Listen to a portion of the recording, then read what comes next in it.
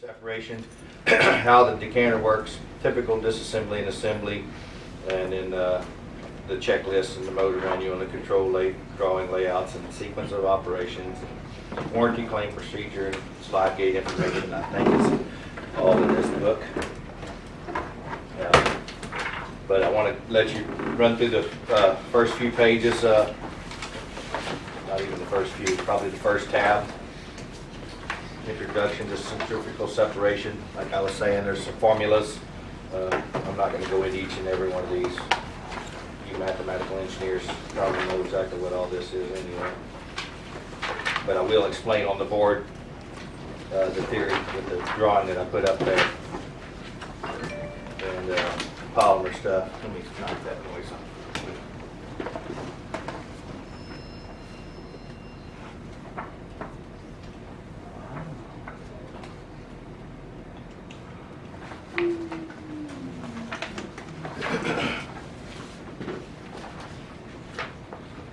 Formula for figuring G-force and polymer consumption and all types of stuff. I used this drawing yesterday it doesn't even have a page number. It's about halfway through that, third of the way through that first section. It's basically how the centrifuge kind of evolved, and our thought process behind it was, if you think of it as a typical clarifier, where when you fill a clarifier with solids and liquid and solids, your solids will settle to the bottom, and you decant the clear water off the top of it. If you fill the clarifier completely with solids without decanting the water off the top or removing the solids that settle to the bottom, you would overload the clarifier, and then you would have just nothing but whatever's going in is coming out. So what we've done is we've taken the clarifier and rolled it up into a shell and put a conveyor inside it, and we came up with a centrifuge. And by using the theory of rolling this clarifier up into a shell, we now use G-force with the solids particles to separate those solids to the ID wall of the bowl, and we use a conveyor to scroll those solids out of that bowl. So that's kind of what this picture is depicting. Just thought I'd run over that real quick. And then if you get to some of these other pictures, they do not depict the machine that you have out in the field. There's kind of a generic. So we will move on to tab.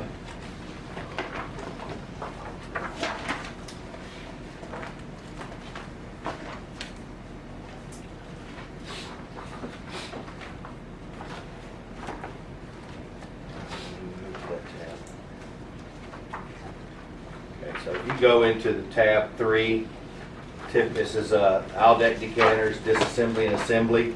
There are some pictures that you're going to see here with tools and pieces of covers being removed, and a guy working on a machine. This machine is a 944, much smaller than your centrifuge. So be aware that this first section of the book does not really depict the centrifuge that you have out in the field. We don't get to that point until we get into the section 4, tab 4 of the book. But you can flip through these pictures and get a general idea, and we got some pictures up on the screen there that I'm going to use here shortly. But I want to go over basically the theory of operation and what happens in a centrifuge when you introduce the product to it with your flocculant, your polymer added to your feed solids. What's taking place inside the centrifuge.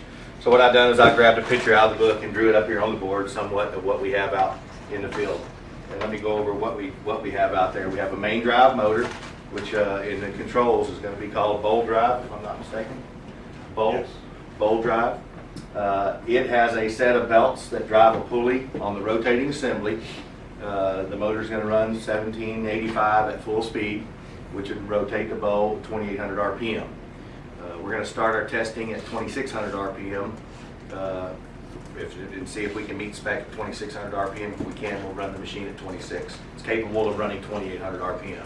If we can run it at 2600 RPM, it's less wear on your wear components, less wear on your bearings. It just makes everything last longer. But the machine is capable of 2800 RPM. We're going to try the 26. If it doesn't work, we'll speed it up to the 2800 and see what happens from there. So this motor is going to ramp up to a set speed. It's going to drive the bowl at a set speed. Our scroll motor on the other end is a variable frequency motor. It has capability of RPM changes, and it's running through a gearbox that's 149-to-1 ratio, and it has a shaft that goes from the gearbox into the conveyor inside the bowl that operates this conveyor. So the bowl and the conveyor are sitting there spinning, and they're spinning in the same direction, but the conveyor under normal operation is always slightly slower than the bowl, and we call this differential speed.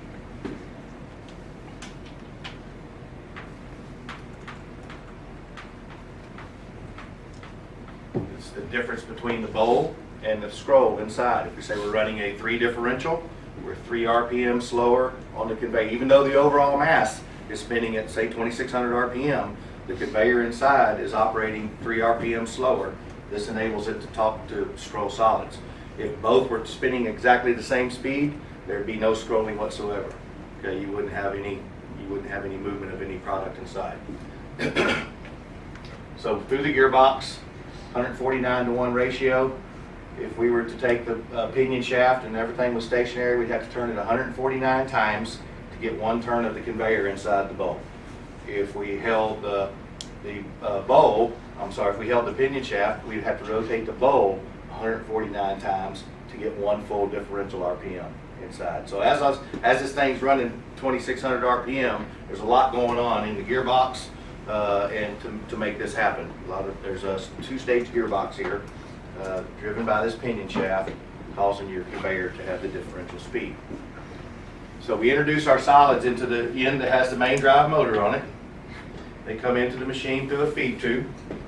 There's solids discharge ports in the conveyor housing, and the solids is feeding the solids in polymer. We'll get to polymer in a minute, but just the feed in the polymer is introduced into the centrifuge and begins its separation by G-force. Okay, the solids particles are pushed to the ID of the bowl shell.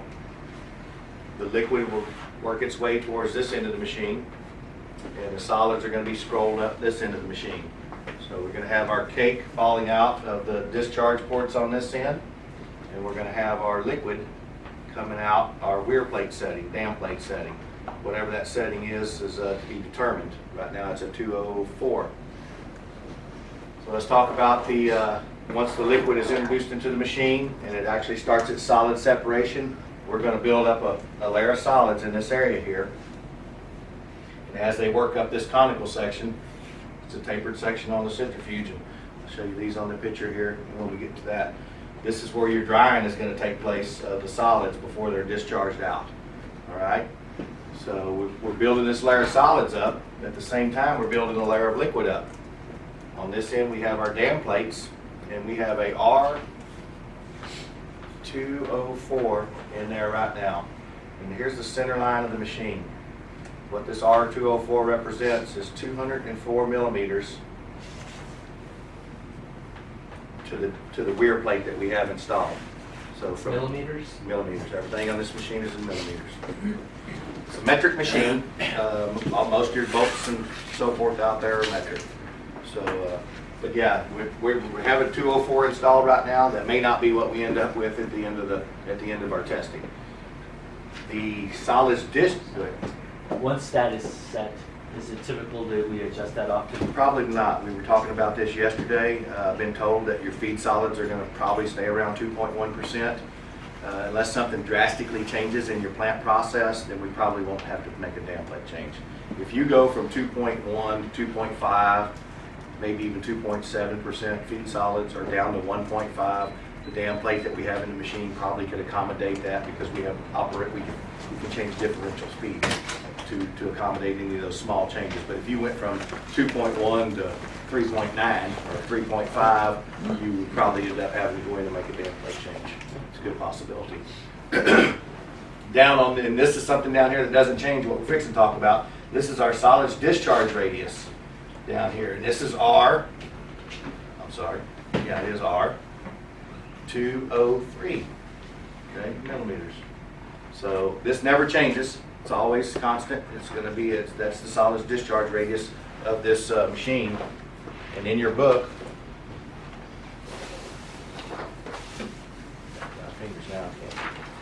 there is on tab 4, section A, First, second page, third page, fourth page, and fifth page. They all the same with the exception, it is the decanter centrifuge data sheet.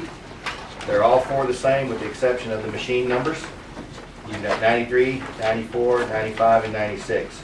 Those are our alpha valve serial numbers on the machine.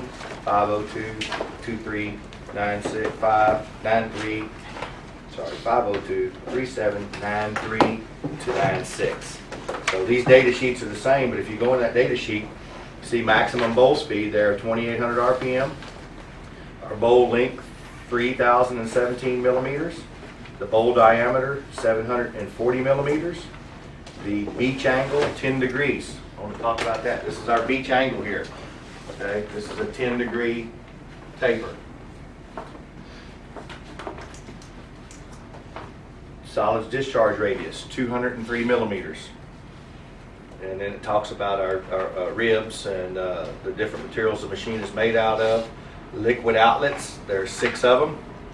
The liquid outlet radius is 196 millimeter. Fitted from the factory, we have a 204 millimeter weir plate. We call them dam plates, but some people use the name weir plate. So this plate in here is changeable. There's a few selections out there in the box to use, but it says in there that the liquid outlet radius is 196, I thought it was 196 millimeters. So from the center line to this point of the liquid outlet radius is 196. So we probably couldn't run a plate of 198. I don't think we'd run a 198 dam plate because we would almost completely seal off that liquid outlet. So we're probably going to be somewhere around the 200s to the 210 range is probably going to be our selection of plates out there. I haven't looked at each individual plate that we have as spares, what we have to work with. But since we are at R204, and since here we are R203, we are actually larger on this end than we are on that end, correct? So we are a negative pond. Negative pond, because our liquid outlet radius is larger than our solids outlet radius. So if we go to a R210, we're going to be, sorry, if we go to a R200, we would be a positive pond level. And what I'm talking about with the pond level is once the machine fills up with material, whatever this radius is here, we're going to draw a straight line across there, and that's on both sides when the machine is running. It's basically slung to the ID of the bowl. This is our pond level in the machine. From that pond level, where that meets that beach angle, this area right here is called our dry beach. And I don't expect you guys to remember all of this. I'm just showing you I want you to visualize what's going on in the machine. Because once we've established this pond level in the machine, and we've got this dry beach here, when we're running the process, now it's all about differential speed, flow rate, polymer use to make the cake dry and make the centrate clear. That's our main goal, is to get the driest cake and the cleanest centrate. So once we've established our pond level, we can say, okay, we have this much dry beach. This is where all of our main drying of the cake takes place right here. It's drying in here, but once it gets out of that liquid level, then it really starts drying up. And the drier the cake that we have coming out of the machine, the higher the torque we're going to see on this back drive motor and gearbox. Okay? The wetter the cake, the easier it is to scroll out, the less torque that we're going to have on this gearbox. Lower differentials, we're going to run this machine between a 0.5 differential and a 12. That's our differential span. The lower differentials is where we're going to cause the cake to dry more. But if we don't scroll that cake out, it's like I was telling you about overloading that clarifier. We're putting something in constantly, but if we're not scrolling out, we overload the machine and we sacrifice our centrate quality. Okay, we're not pulling them solids to that end of the machine to discharge them. So if you understand what's happening inside the machine is that we've separated the solids, we've created the process seal in the machine, we're making dry cake, really nice dry cake, but our centrate clarity is suffering. So, and we're running along at a 0.5 differential, which is where we're going to start up. And I say our torque is 15 Newton meters. We might want to lower that torque down so it increases the differential speed of the conveyor to scroll these solids out faster and keep this clarity down here on this end of the machine. So we could increase our polymer, decrease our feed solid, our feed coming into the machine. There's many different factors of creating the dry cake and the clear liquid on the end of the machine. Talking about the polymer on the centrifuge, there's the feed tube that comes into the machine. And I showed them guys this yesterday, and I looked like I almost ran out of room here. The feed tube is a tube, has a tube inside it.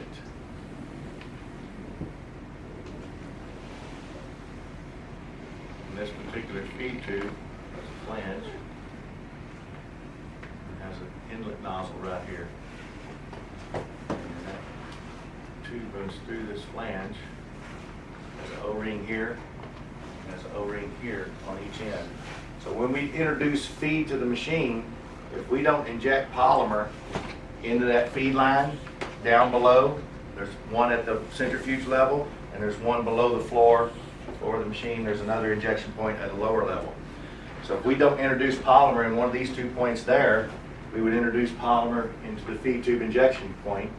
And there's some little holes down here at the end of the tube. And your feed comes through here, through the fiberglass tube, and is discharged into the centrifuge. Your polymer comes into this port here and goes around the outside of the fiberglass feed tube and is discharged out of these small holes. This is called internal polymer injection.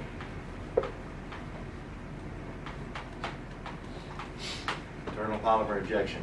This is where we're mixing the polymer and the feed here in the machine together, where the feed tube introduces to the feed zone.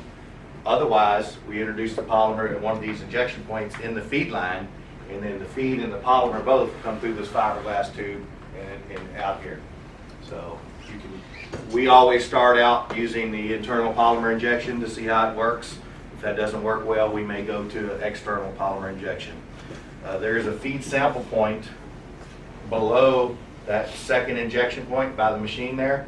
So remember, if you're injecting polymer into the feed line below the floor of the centrifuge and you want to take a feed sample for lab reasons, you're going to have polymer in that feed. So your lab reading sample may be sacrificed having that polymer in there. So remember, if you're going to take a feed sample, that you need to be injecting above that sample point to get an accurate feed sample from the feed pump to the machine. So just throwing that out there. Changing these dam plates would change our pond level in the machine. If we went to a deeper pond, we now have a shorter dry beach. So by going to a deeper pond, we may sacrifice the dryness of our cake because we don't have that drying time. But since we have control of the back drive motor, we can decrease the differential. But by going to a deeper pond and decreasing the differential, we can still dry these cakes, and we may clarify this citrate if we wouldn't change the dam plate unless we're having bad citrate. If we're having issues, we can't get the cake dryness that we want. The citrate looks really nice, but our cake dryness is not there. We could go to a larger dam plate number and decrease that. There's a fine line between clarity and dirty citrate in a centrifuge. It can be 1.5 millimeters, 2 millimeters. And these dam plates are like 206, 208, 210. So each dam plate you change, you're going to make a 2 millimeter change when you make a plate change. I try to discourage making big jumps unless you really know that you need a big jump. But take it one plate at a time to find out what's going on with your process. This machine rotates about its axis upon 2 pillow block bearings, one on each end of the machine. They are both oil fed, lubrication fed with oil. There is a heat exchanger that has plant water or potable water to the heat exchangers. You got to always make sure your water is on. The oil is fed from the pump system into the pillow block bearing. There's 2 inlets, one on each side of the pillow block, that let the oil get into the bearing. and then there are 2 drain lines that let the oil return to the sump. It's constant circulation of oil going through a heat exchanger to keep the oil cool. Yes. This unit needs the potable water. This exchanger, yeah, it does, because There's no little storage or anything. If we happen to be shut down, potable water for a period you of time. shut potable water down, your centrifuge, you got about 30 minutes before your bearings go out on high temperature. And If you're up and running, it may not even be that long. there's internal mechanisms that will shut the unit down. Yes, if the yes, potable water yes, goes. we're just going to get to that here Okay. shortly. But yeah, each bearing has an RTD on it. The temperature range setting right now is 195 degrees Fahrenheit is your first level alarm. 205 degrees Fahrenheit is your shutdown. We've been running these things for a few hours every day, and we're seeing the bearing temperatures around 140 degrees, 145 degrees. So you could lower these set points. Don't recommend going any higher than the 205 for a shutdown. Some customers do in the ethanol industry. The machines run very hot, so they run it up to like 240, 250 degrees for their shutdown. But we don't want to go any higher than that, but we can go lower. If we see our machine is running along constantly at 140 degrees, everything is great, you might take your alarm down to 165 and 175, for a little bit of added protection. We'll just leave these settings alone for now. How much water do we use? Good question. Same question yesterday. Don't know. There is a 2-inch water line supplying the heat exchangers. That 2-inch reduces to a 3/4 nipple, I believe. And then we have a braided line going to the heat exchanger, and I think the idea of that braided line is probably a 1/2 inch. So if you think that you got 80 PSI on that line, and we're running through a 1/2 inch hole at full open, there's a regulation valve that's thermal operated by temperature. If that valve is open all the way, I would assume that we'd have a 1/2 inch stream at 80 PSI, that 5 gallons a minute, maybe, I don't know, or maybe even more. But I don't think that valve is opening all the way. I think it's opening just enough to let water pass. So the only way to know would be to run the machines for 6 or 7 hours, let them get completely to normal operating temperature. You just say 8 hours, run them for 8 hours, get the machine up to normal operating temperature, shut the valve, open the line, open the valve and time it, and put it in a bucket and see how much water you're actually using. You may see it's only a couple gallons a minute. So that water drains down to the centrate sump station, if I'm not, or the drain station, one of the two. It goes right into the centrate line. If I'm not, I think it's piped right into the centrate line. So it's going to be using some water. If you got running 4 machines at one time and they're all running water, you're going to be dumping some water down. But it is the potable water. The reason for the potable water is the heat exchanger is a plate exchanger. It's very small, baffling inside. And we've seen I was up in Minnesota or somewhere up north, and they had an ethanol plant that had their own cooling water. It had cooling towers, and when you have a cooling tower, you're putting acid and you're putting a bunch of minerals and stuff in that water to keep it treated. Well, these machines ran about 2.5 months, and the heat exchanger completely sealed itself off with minerals. And they put some uric acid in the thing and let it sit on the table for a day. Put a hose on it and put 150 pounds of air pressure on it. We didn't even see a bubble coming out the other end. That's how plugged they were. So they shit canned those exchangers and went to a tube and shell. And they made their own little adapter. And that's what we used to have on the machines prior to this, was a tube and shell. Why we went to this plate exchanger, I don't know. But I think the reason in some of the spec I saw somewhere in there about the water being supplied for the lube oil system was to be of certain quality. Because of that reason, we don't want it. I don't see any Y strainers on that line. They may be down below where I'm not seeing, but I would think a Y strainer on that. There's one on the polymer, There's a polymer Y strainer. and I think that's it. Yeah. Might be something to think about. Obviously they make them out of PVC. There's an area of that pipe that's 3/4 inch PVC, about 6 inches long. You could put a Y strainer right there, or you could go and get the 2-inch Y strainer. And when we go up there, I'll show you some ideas that I had for you. If you want to opt that's fine. Also on that water line that feeds the loop system, there is no electric solenoid. There is a hand valve off and on, and that valve probably should stay on all the time unless you're doing some service and you can turn that water off. I don't expect everybody to understand exactly what's happening inside a centrifuge. There is an art to it. The more we talk about it, the more you'll understand. just remember that when the solids are introduced to the machine, the centrifugal force forces the particles of solids to the ID of the bowl, and the gap between the bowl and the conveyor is maybe 3/16 of an inch between the tip of the flight and the bowl shell itself. And once those solids build that heel up on this area of the machine, the scrolling takes place and moves them up this area. When we first start the machine, we're going to be starting at a minimum differential because we don't want to push these solids out. If we push them out too fast, we're going to not develop this process seal here in this area of the machine. When we first start up, you're going to see liquid coming out this end, dirty liquid, mud, and then it's going to turn to mud, and then it's going to turn to cake.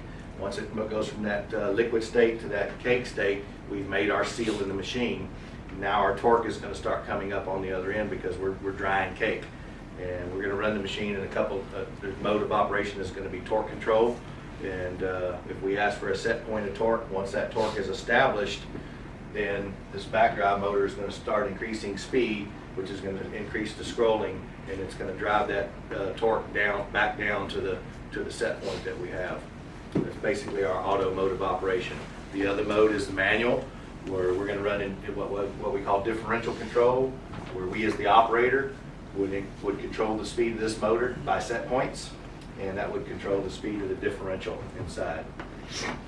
Higher the differential, the faster we're scrolling the solids, the lower the torque. The lower the differential, the slower we're scrolling the solids, the higher the torque because we're drying them more. Higher differential, lower torque, wetter cake. Reason with lower torque because the cake is getting wetter. It's easier to scroll. The drier the cake is, the harder it is to scroll. Back on this other end of the machine, the lower the differential, drier the cake. We may be sacrificing this centrate because we're not decanting. The higher the differential, the lower the torque, wetter the cake, possibly cleaner centrate. So higher feed rates, maybe flooding the machine. Centrate quality could be sacrificed. Higher feed rates with more polymer could increase the dryness of the cake and clean up the centrate. So there's many variables that we have to think about when we're running the machine as far as what we're going to put in it, how much we're going to put in it, and the effects of the differential control or the torque control has on that product that's coming out of the machine.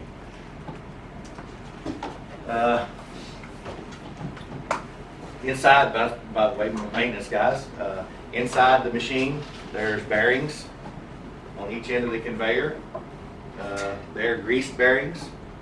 They get greased after, if we do a CIP cycle, we'll talk about CIP in a little bit, but after we do a CIP cycle, these bearings get greased, or they get greased according to the maintenance tables in the manual on a time cycle. And whether you do it every 2 weeks, a month, it all depends on hours put on the machine.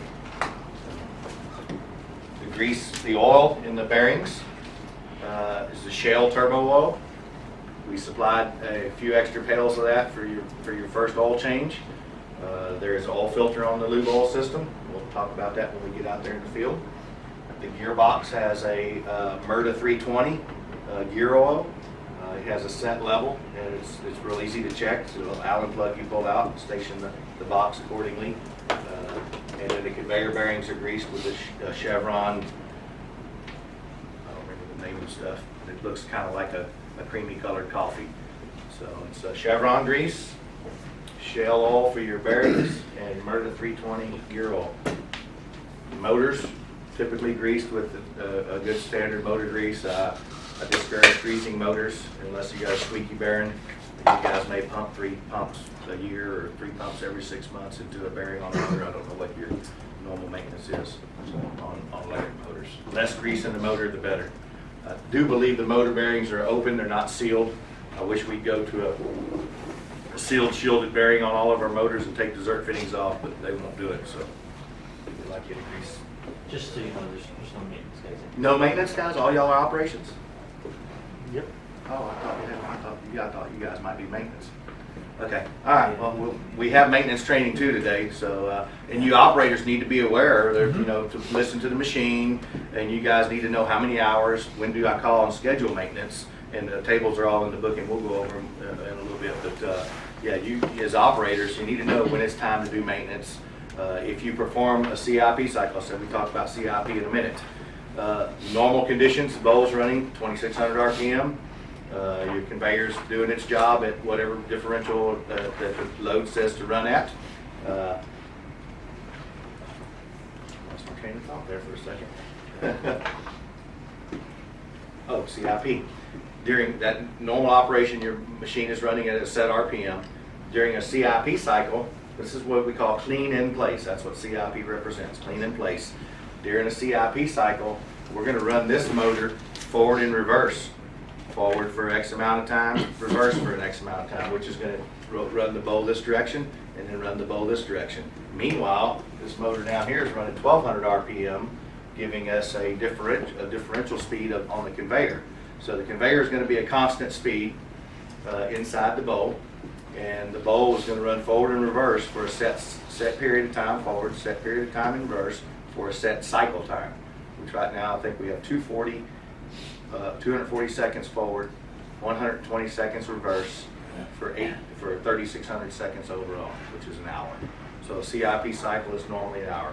The reason we would run CIP is if we're hearing some noise in our machine, vibration levels are going up, we may have some solids trapped in between one of the flights, or we may have a heel.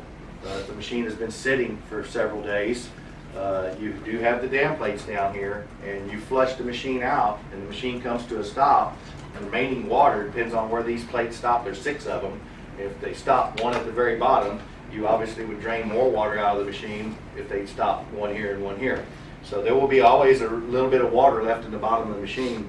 So if you imagine the machine sitting for 3 or 4 days, all that heel that's between the conveyor and this heel I'm talking about is fine particles of solids that are compressed against the ID of the bowl shell. The gap between the conveyor flight and the bowl, 3/16 of an inch, we developed this solids heel in there. Sometimes that doesn't wash out during flushing, depends on how packed in it is. So you won't get that heel flushed out during the normal flushing. You'll flush all the product that's between the flights out in that heel, and as it sits there over days, it's like mud on the ground. It dries and it starts to crack. So what's in the bottom down here sitting in the water is not going to be drying up, but what's on the top will dry, crack, and then fall in. So now we've got an area of the bowl shell that the heel is falling in on, and when we go to start that machine up, we got a process heel down here and the liquid in, and now we've got the machine starting up. Even though the pieces that have fallen in will get scrolled out during ramp up, the stuff that's stuck to the bowl steel is going to cause unbalance. It's going to cause some unbalance as it ramps up, and maybe you shut down on vibration. This happens.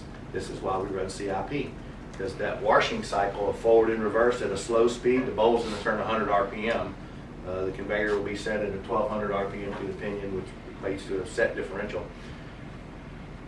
You're going to get solids pushed out, and then the water's introduced, the CIP water at like 22 gallons a minute, I believe is our number that we're going to use. That water's constantly coming in during this cycle. Solids get pushed out, it goes in reverse, they all get drugged back in. Water's all sloshing around in the machine and breaking this heel out. All right, and then cleaning the machine out, so clean in place. Does the CIP any special cleaning maintenance or anything, or just Nope, water? just water. And flushing, when we flush the machine, we're going to be flushing at 120 gallons a minute, and when we're CIPing, we're going to be running 22 gallons a minute. These will be set. There's 2 valves, 2 electronically controlled valves on your flush line manifold. There is a CIP valve, and each valve has a gate in front of it or behind it, whichever it is. So we will adjust the gate valve. There's a flow meter to accommodate that 120 gallons a minute during flush, because it's what is that, a 4-inch line up there? 4-inch line, that's a lot of water. If you open that valve all the way, we're going to be pushing a lot of water to the machine, so that's why they give you the flow meter, so you can set your flush water to the 120, and then you can set your CIP to these electric valves open all the way. They're either open or they're closed, or transitioning. Is that flush water potable as well? That is non-potable, if I'm That's not recyclable. mistaken. That's your plant water. Okay. You don't worry about using too much of that. But yeah, these will set. We haven't ran water to the machine yet, so I don't know how those valves are going to be set in the end. But we got to make sure that we get our valves set correctly for our flushing and our CIP. You had mentioned before, I think, that if we run a CIP cycle, because the water's going backwards and forwards, that we would have to call and have maintenance come and grease. I was leading it up to when I was telling you guys that you as operators need to know when it's time to perform maintenance. And after the CIP cycle, it's time to come and grease these bearings. The reason being, if you're running CIP and somehow you get more water than what the machine can handle, you're going to see water coming out between the pulley and the feed tube. And when we get out there in the plant, I'll show you where it's going to come from. And if you see this, if you see water coming out the feed tube, here's our conveyor bearing inside here. Here's our feed tube running through the machine. If water's coming out of this feed tube, we have breached the seal, the conveyor bearing seal. In other words, we flooded that part of the machine. Now water's deeper than the seal. These seals are designed to hold grease in, not water out. They're new seals. They probably would hold water out, but as they wear, and if you put pressure on the machine with excessive amount of water, we can get water into that seal and contaminate the grease in that bearing. So we always recommend after a CIP cycle that we grease the bearing. If you feel you need to run 2 CIP cycles in a row, or maybe even 3, which are 1-hour cycles, one should do it, but if it doesn't, you might run 2. We don't want to do a CIP cycle, then call maintenance and say, hey, come grease my bearings, and then run another CIP cycle and say, hey, come grease my bearings again. Let's run all of our CIP cycles first, get the machine back up to speed, satisfy ourselves that the vibration is back down and the machine's going to be normal, shut it back down, call maintenance over, and let them grease. So just be aware that you can run more than 1 CIP cycle before you call maintenance over to come grease your bearings. But it's important because if we see that water coming out of that feed tube air, we have breached both seals on each end of the machine. Not to say that you're going to see any water in the grease, but you might. Is that the same issue with the flush water flow rate? Flush water, if you're higher than flush water is running at the machine is at speed. This is the difference between slow rolling the machine and having all that water sloshing around in there versus the high speed flush. When you're flushing, you're at full speed or ramping down.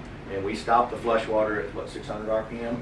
We stop the water at 600 RPM with the timer or RPM, whichever comes first. If the machine slows down faster than what we think it's going to, then the time it gets to 600 RPM, it closes that water valve. At 600 RPM or less, we start losing our centrifugal force. It's like you're closing a dryer. You know, if you spun the dryer real fast, the clothes would be stuck to the wall. They probably never dry, right? You slow that dryer down, your clothes come in there and then they fall. Same thing's happening in here. When we slow the machine down, that water's centrifugal force, it loses that centrifugal force and it starts to fall. So we want to shut that flush water before that happens. But at a high-speed flush, we probably put 200, 300 gallons a minute to the machine, not hurt a thing, because it's actually being slung to the ID of the bulb. It's away from these seals. So, and you know, the 122 is what we recommend in the book. That doesn't mean we can't flush at 150 gallons. The CIP says 22 gallons a minute in the book for that size machine. It's operator experience. We've always schooled the operators to run the CIP water up to the point where when it's in forward CIP cycle, if you see it coming out the feed tube, you got too much water. You pinch the water back off till the water stops, and then you've got the correct amount of CIP water. But somebody's done some extensive research, and we come up with 22 gallons a minute for this particular machine. So we'll start with that. They've come up with 122 gallons a minute, I think it was the number for flush water. So we'll start with that. If we can run higher flush waters, it probably can't hurt anything. You want to go to 150, but 122 is what we recommend for mouthful valve. You got to have some questions on the theory of operation here. I know somebody does. Any of y'all been around centrifuges before? I know y'all had some here at one time back in the day. You just kind of got to visualize what's happening inside that machine, and I'm going to show you some pictures that might help understand what everything looks like. But there's a bowl and there's a conveyor inside. Operating the bowl at 1 speed, operating the conveyor at variable speeds with from the back drive motor through the gearbox. Got one question. Yes. On, say the machine is running, normal operating, we had a power outage. Would that cake stay in the same position, or would we expect it to fall? That's a very good question. I'm glad you asked that. In the event that somebody walks up to the controls and says, oh, I'm in a hurry, and hits the e-stop button, you've just killed power to both the main drive and the back drive. Therefore, this bowl is spinning at 2600 RPM and coasting down without any scrolling whatsoever. And when you do the e-stop, I don't even think you disable flushing and everything. So if you lost power in the plant, same thing. You're going to lose the lube oil system. There's enough oil in the bearings for a coast down, but since we've lost power, we lost control of the main drive motor, we've lost control of the back drive motor and the lube system. Now everything is turning at the same speed. What did I say earlier when both the conveyor and the bowl is turning at the same speed? What's happening inside? Nada. You're not scrolling any solids at all. Now all you're doing for the complete coast down cycle, you're packing those solids in tighter and tighter and tighter. And that's what we call plugging the machine.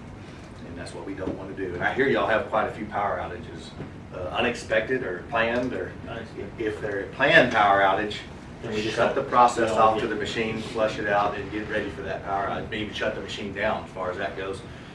It's a good point too. We brought this up yesterday. If you know you're going to have a power outage in the plant, have the centrifuges down and even go to the drives and power your drives down, because power off and on, power can't be good for a drive. I mean, spikes in power, when you power the plant back up, there may be a higher spike of voltage. You can blow some fuses going to the drive.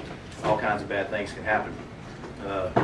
So If you have in that situation where we plug the unit, it's probably going to be okay for a normal coast down. It depends on how hard you're running that machine that day. If you've got this thing loaded up to the gills and you lose power, it comes down, the first thing you're going to want to do is go for a CIP cycle, because that'll try to scroll anything out of the machine that's in there. Before you try to start, if you've lost power, the machine ramps down. Before you try to start it again, might as well try the CIP cycle, let this do its job of scrolling those solids out of the machine. if that don't work, If the CIP cycle fails, I mean, it doesn't clean it out. it can not work sometimes. It can say, you push the CIP button, the back drive motor starts to ramp up, the main drive motor's going, and here comes a torque. You've reached your torque limit and it shuts down again.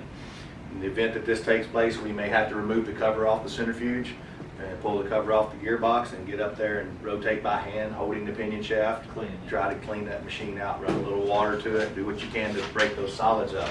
CIP, most of the time, takes care of that. You just have to remember how much solids do we have and how hard are we running that machine when we lost that power. You know, if we're running along at 30% of our capable load, man, you probably shut down, do a CIP, clean it out. You don't even have to do a whole cycle. If the CIP comes up and the motors are running without a bunch of load, you see that load fall off, that tells me that your machine is cleared. You can run 15 minutes, push CIP start, bring the machine back up and get it online again. And then prepare for your greasing down, you know, at the end of the day or whatever. But if that machine shuts down and you do get it back up to speed, probably would be a good idea to go ahead and give it a really good manual flush cycle, or give it a flush cycle, get it cleaned out and shut it back down and have your guys come and grease bearings. But yeah, if you lose power, you can plug a machine. Give me some other good questions. Who's got something else for me?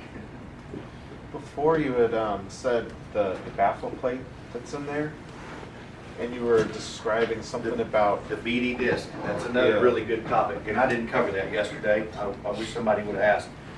And I believe, I showed you that on that conveyor out there, right? They did have a BD disc. Okay. In this conveyor, right around this section right here, we have a flat disc.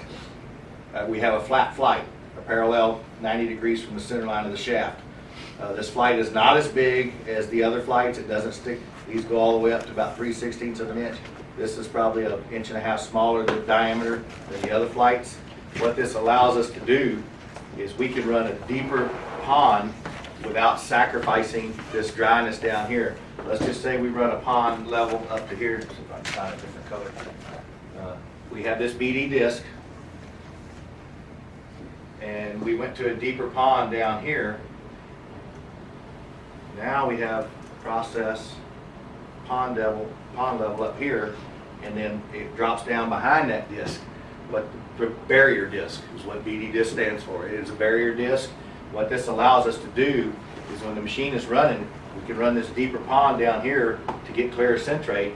Now we're using the hydraulic, not only the mechanical scrolling of the conveyor, we can use the hydraulic force of this process here on this side, the hydraulic pressure, to actually push solids with hydraulics up and out that area, along with the scrolling of the conveyor. So it's kind of a two-part process where you're using the mechanical operation of the conveyor and the hydraulic force of the liquid behind that disc.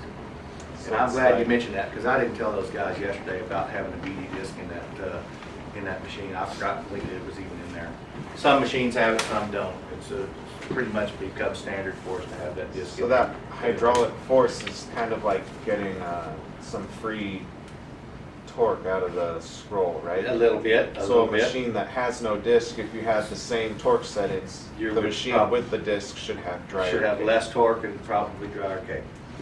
But yeah, we are using the pressure of the water, the liquid on this side, to force the process up and up that beach and out, along with the scrolling. So you would expect to see a little bit less load back here on the motor in the controls versus a machine that didn't.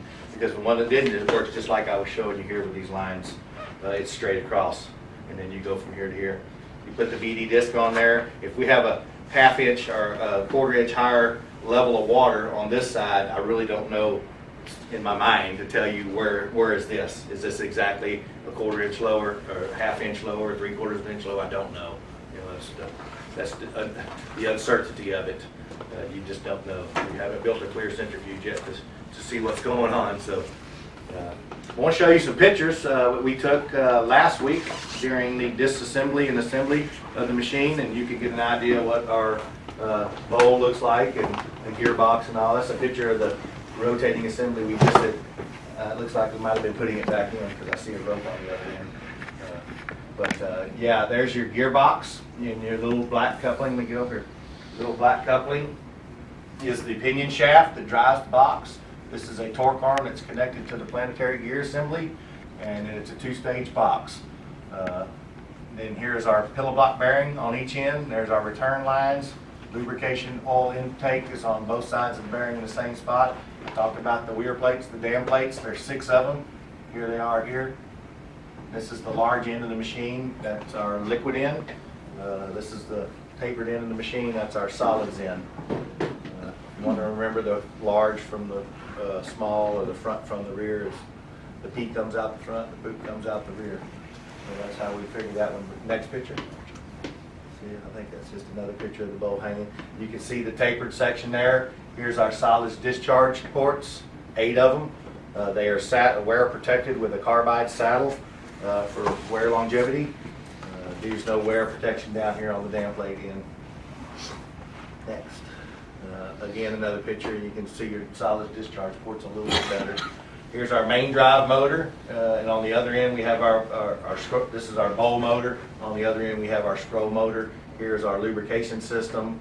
There's our return oil hose, so it comes in one from each end. We'll talk about that more when we get out there. Here's our feed line. Next. This is the motor. This is the centrifuge being set back into the frame. And I believe we were installing our dowel pins that line the pillow block bearings up. They had to be installed before we tighten anything down. This is our bracket that holds our feed tube. That's our pulley drive on the motor. There's our pulley drive on the machine itself.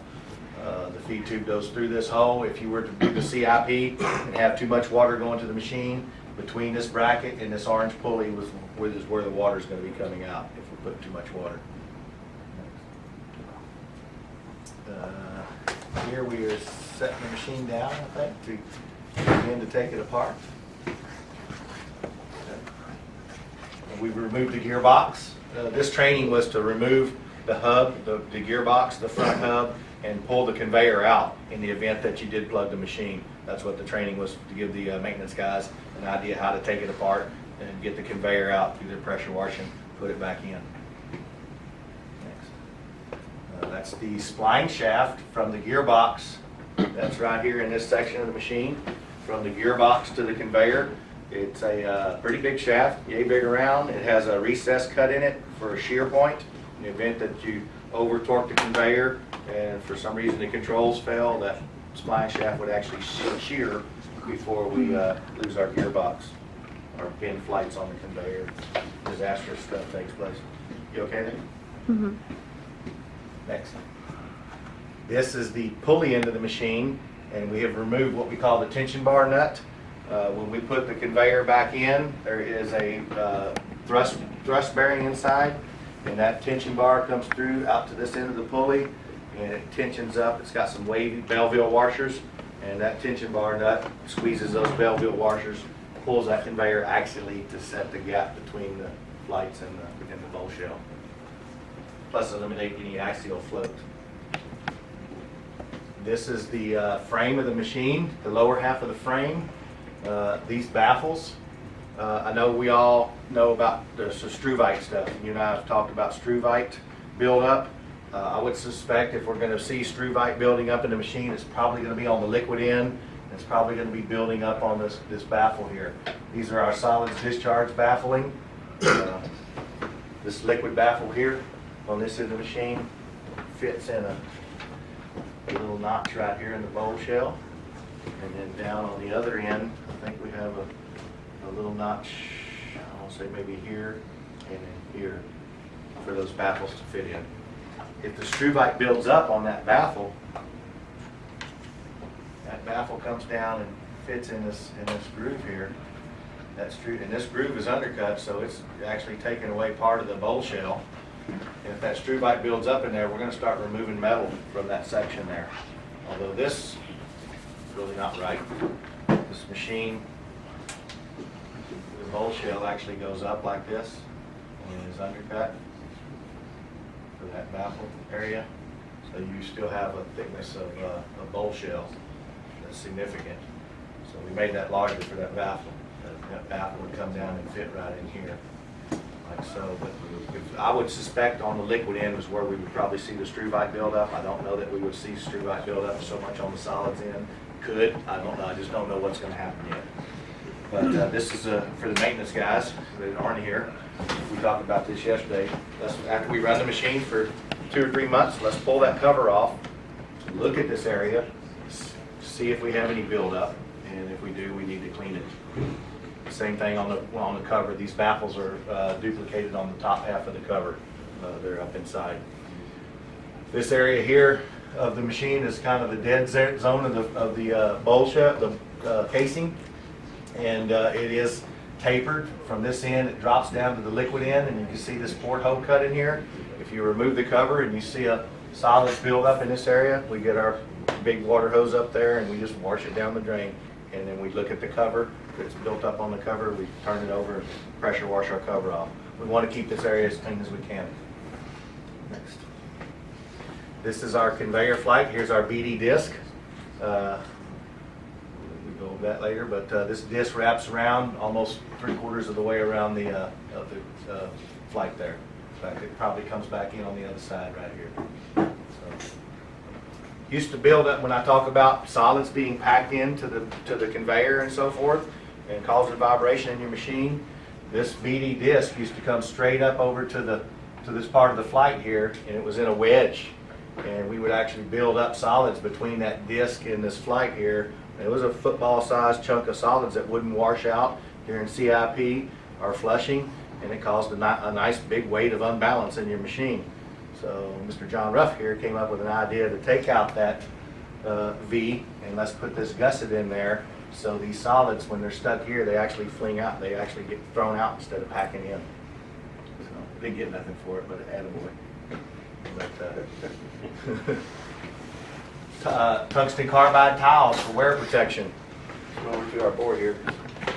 We have tungsten carbide tiles on the flights from here all the way to probably this area of the conveyor. From this point on back is a stellite coating on the tip of each conveyor all the way around. It's a welded process. You might get to see it if we have some other pictures of the conveyor. I think we have about 420 of these tiles on this conveyor. That's what we used to have. Still, this is our flights. And this is our, oops, okay. This is where our feed solids are discharged in these openings. The feed tube is actually coming through the conveyor in here, and then that's where your liquid is coming out to start its separation.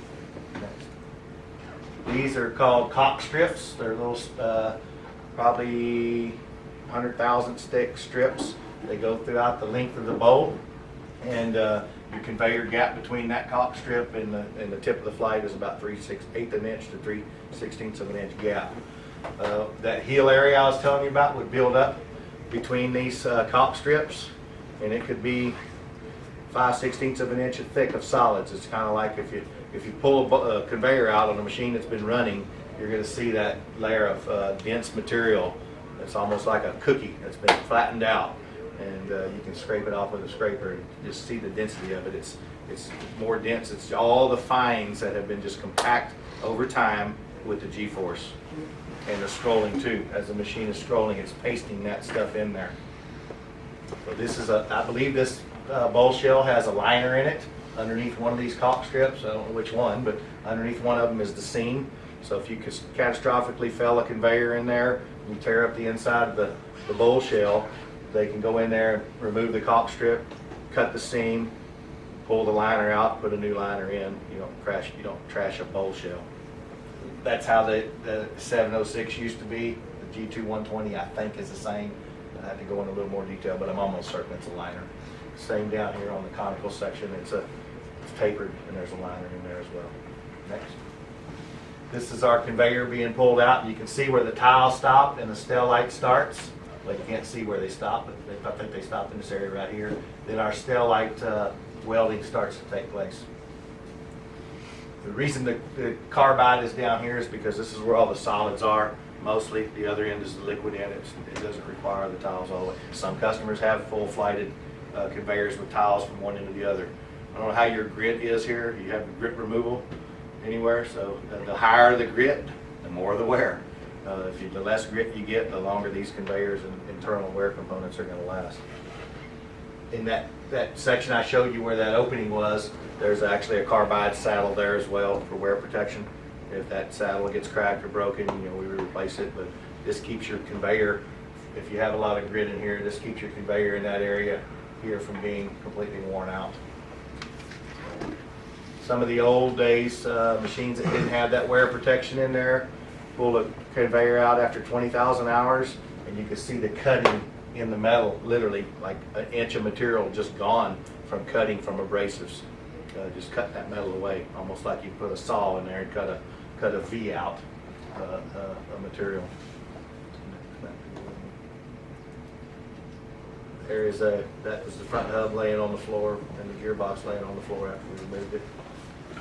This tool's upstairs. That tool's upstairs there, and these bolts that hold the tool to the conveyor are stored in their own little holes.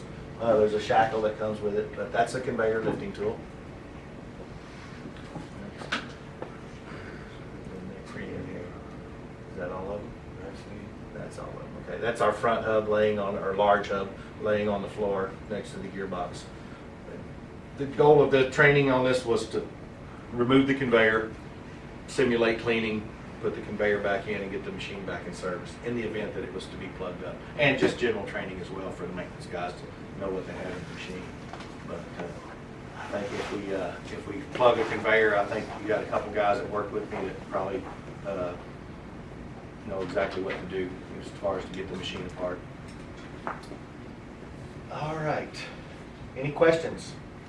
By the way, we got the back drive motor, 40 horsepower, I think. 50 horsepower back drive, 200 horsepower main drive.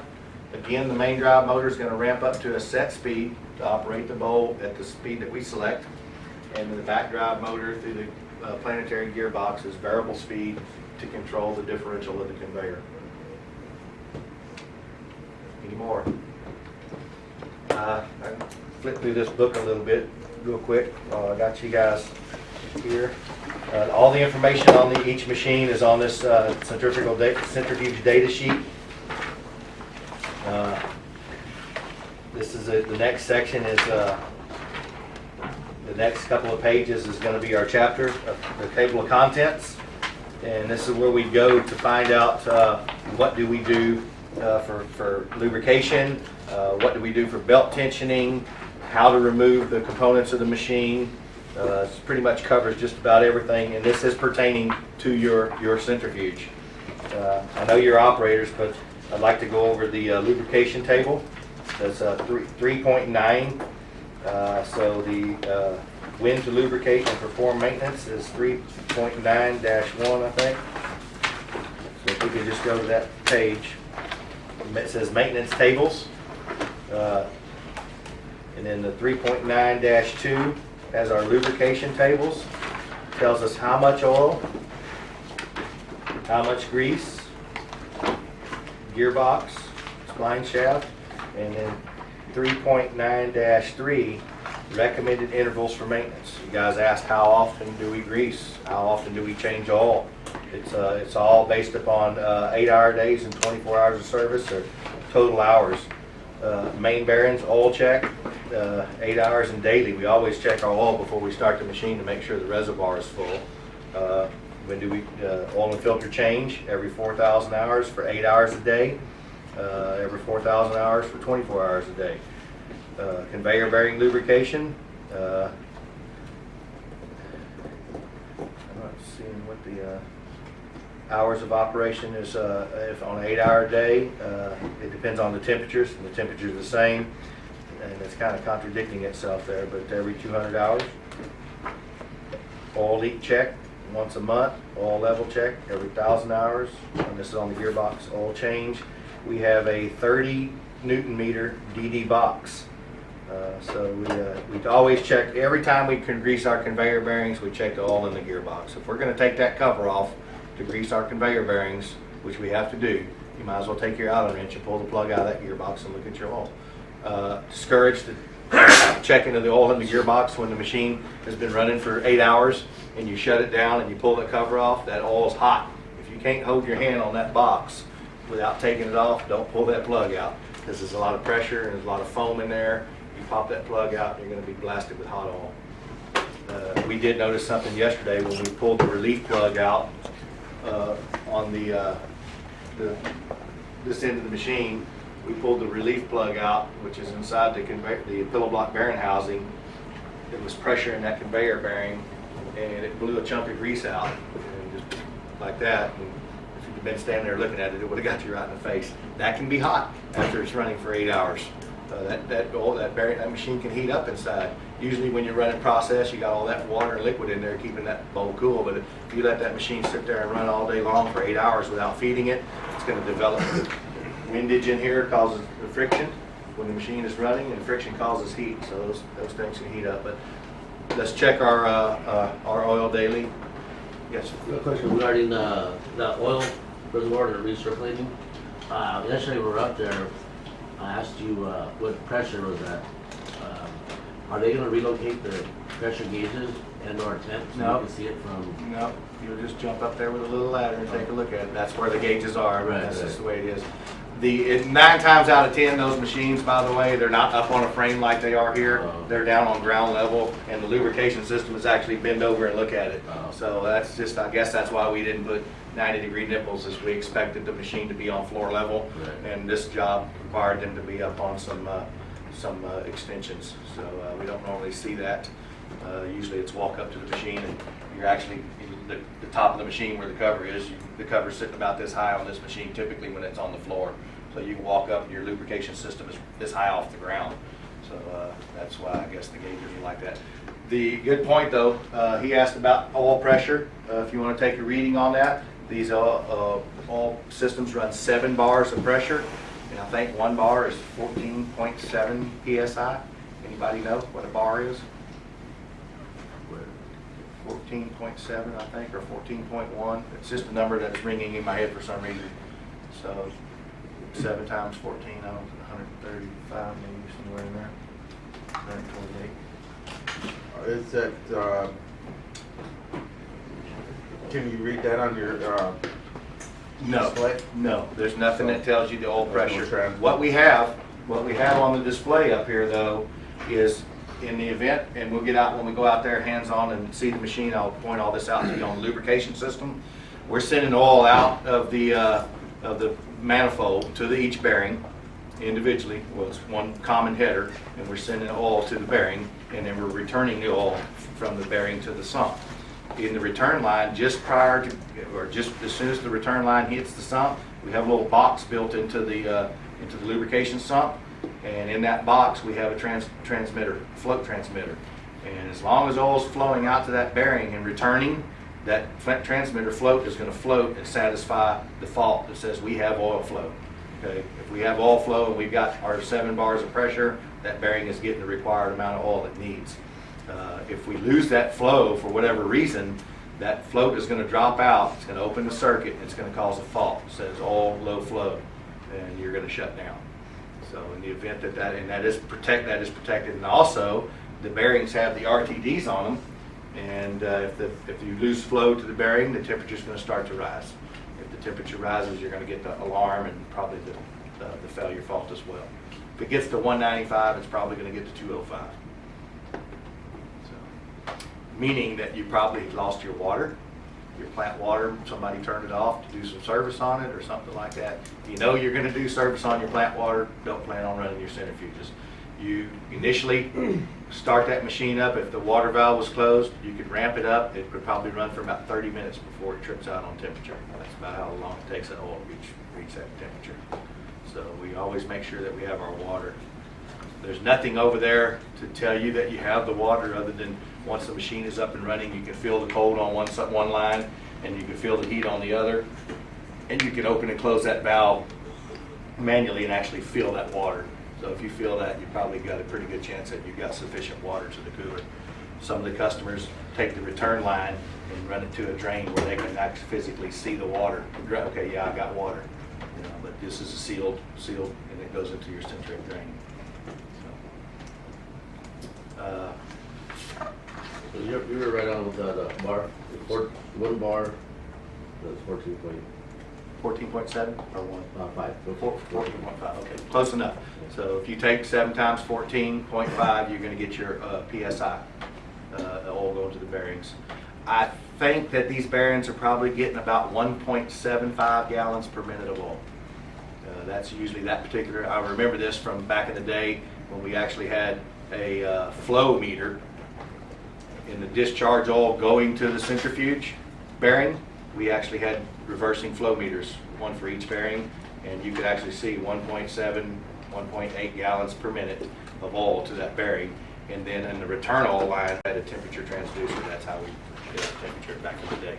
But today we have these RTDs for the bearings themselves, and then we have the return oil float for flow. So as long as we're getting the 7 bars of pressure, we're getting sufficient oil to the bearing, unless we have a clogged filter. If we have a clog, there's an indicator. In fact, one of your maintenance guys pointed out yesterday, there's a little indicator on the side of the oil filter housing that has a little white bar on it that's green and red, and I think if it goes into the red, it's time to change the filter. It may say something about that in the book under oil filter. I haven't done that much research to see, but we probably should look into that.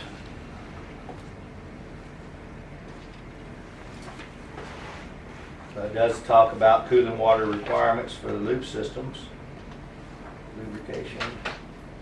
I guess we just have to find the loop system in 38-4.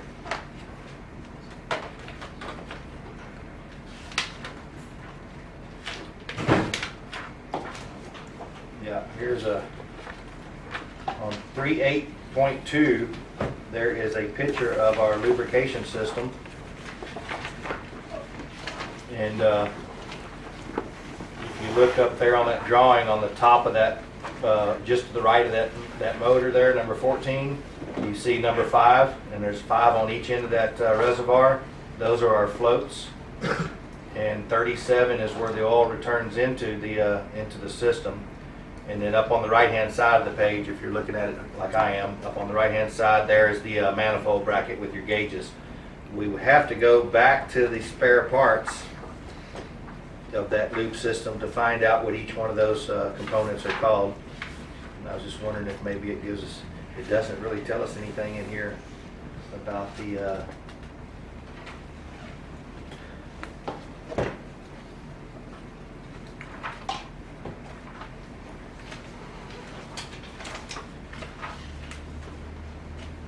does tell us a little bit on this 38-3, some descriptions of what they are. Electric level sensors 26. Okay, I don't think you have a 26. We don't have an electronic level sensor that tells us high and low. We just have a window on this particular loop system. We would have to go back to the spare parts. See if I can find this. There's got to be something on the oil filters and all.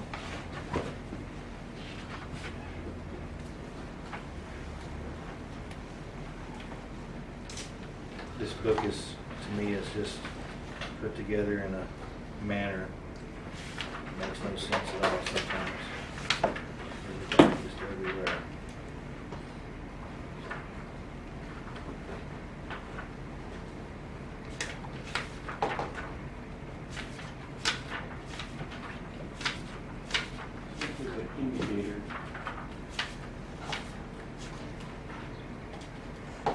Okay, let's go back in section B. If you go to, I don't know if it's 09.10. Well, there's a couple pages of the gearbox, of the lubrication system. Number 17 is the indicator. It doesn't really give us a big description other than what each one of those components are.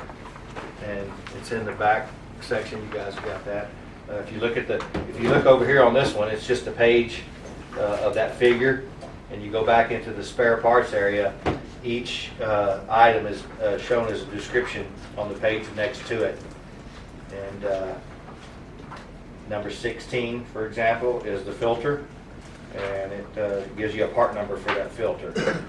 And I guess if you buy the filter, that cap that unscrews has an O-ring on it. I would assume that if we buy the O-ring, the filter, that the O-ring comes with it. Because I don't see anything separate on that to describe an O-ring. But we'll go over more of that when we get out there. 18 shows the, it's just a temperature sensor. It's a gauge, not really a sensor.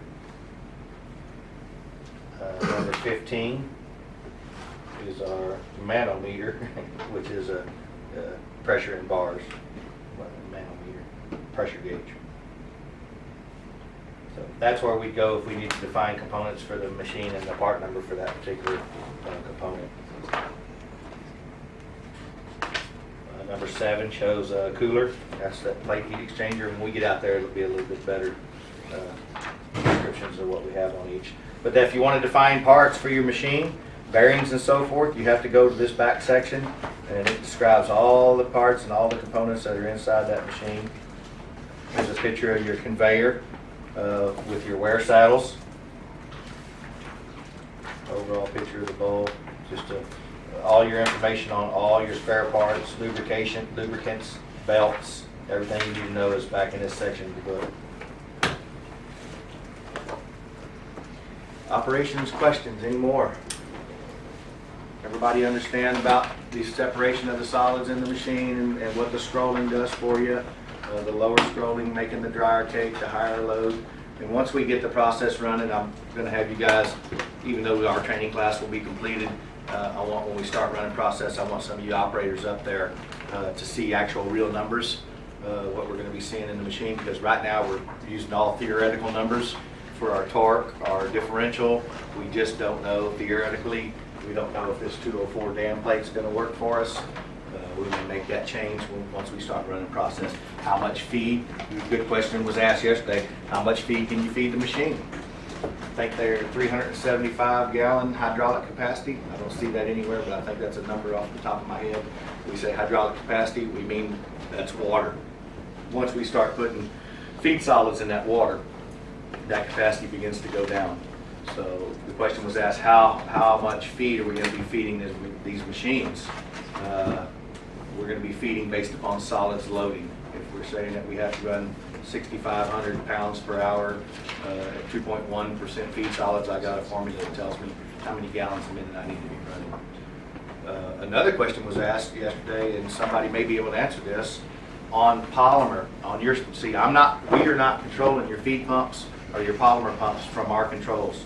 Y'all are gonna do that at DCS, SCADA. You're gonna control that from DCS. Polymer has a makeup water from the pump. They adjust a valve to give makeup water for post-dilution water to dilute the polymer coming in. I don't know yet the polymer 46% active, 50% active. I don't know what the numbers are there. But let's just say we're pumping 5 gallons a minute of polymer and diluting it with 10 gallons a minute of water. And over here, we're going to run 200 gallons of feed at 2.1% feed solids. Is your SCADA system going to calculate in pounds per dry ton of polymer? You're going to enter a number and say, I want 15 pounds per dry ton, and then the polymer is going to track that flow rate accordingly? Or you have a separate setting for poly? It'll look at the sludge flow meter, and then it says, okay, well, you told me that it's 2.1% solids and all those other, 40% active on the polymer, And then you enter blah, blah, blah. you want And to it enter a says, pounds per dry ton? all right, with the sludge flow meter at this, we need this many pounds per hour polymer, and then the polymer skid says, okay, well, it's supposed to be 5.5% solution, so it figures the water, the dilution water, Yeah. and it runs the polymer pump at what it's told. That was and the then it question just goes in. that was so- asked to me yesterday. Is the polymer linear to flow? And I didn't know. I didn't know the answer to that. Yeah, So the polymer will automatically track adjust the accordingly. sludge flow Good. standpoint.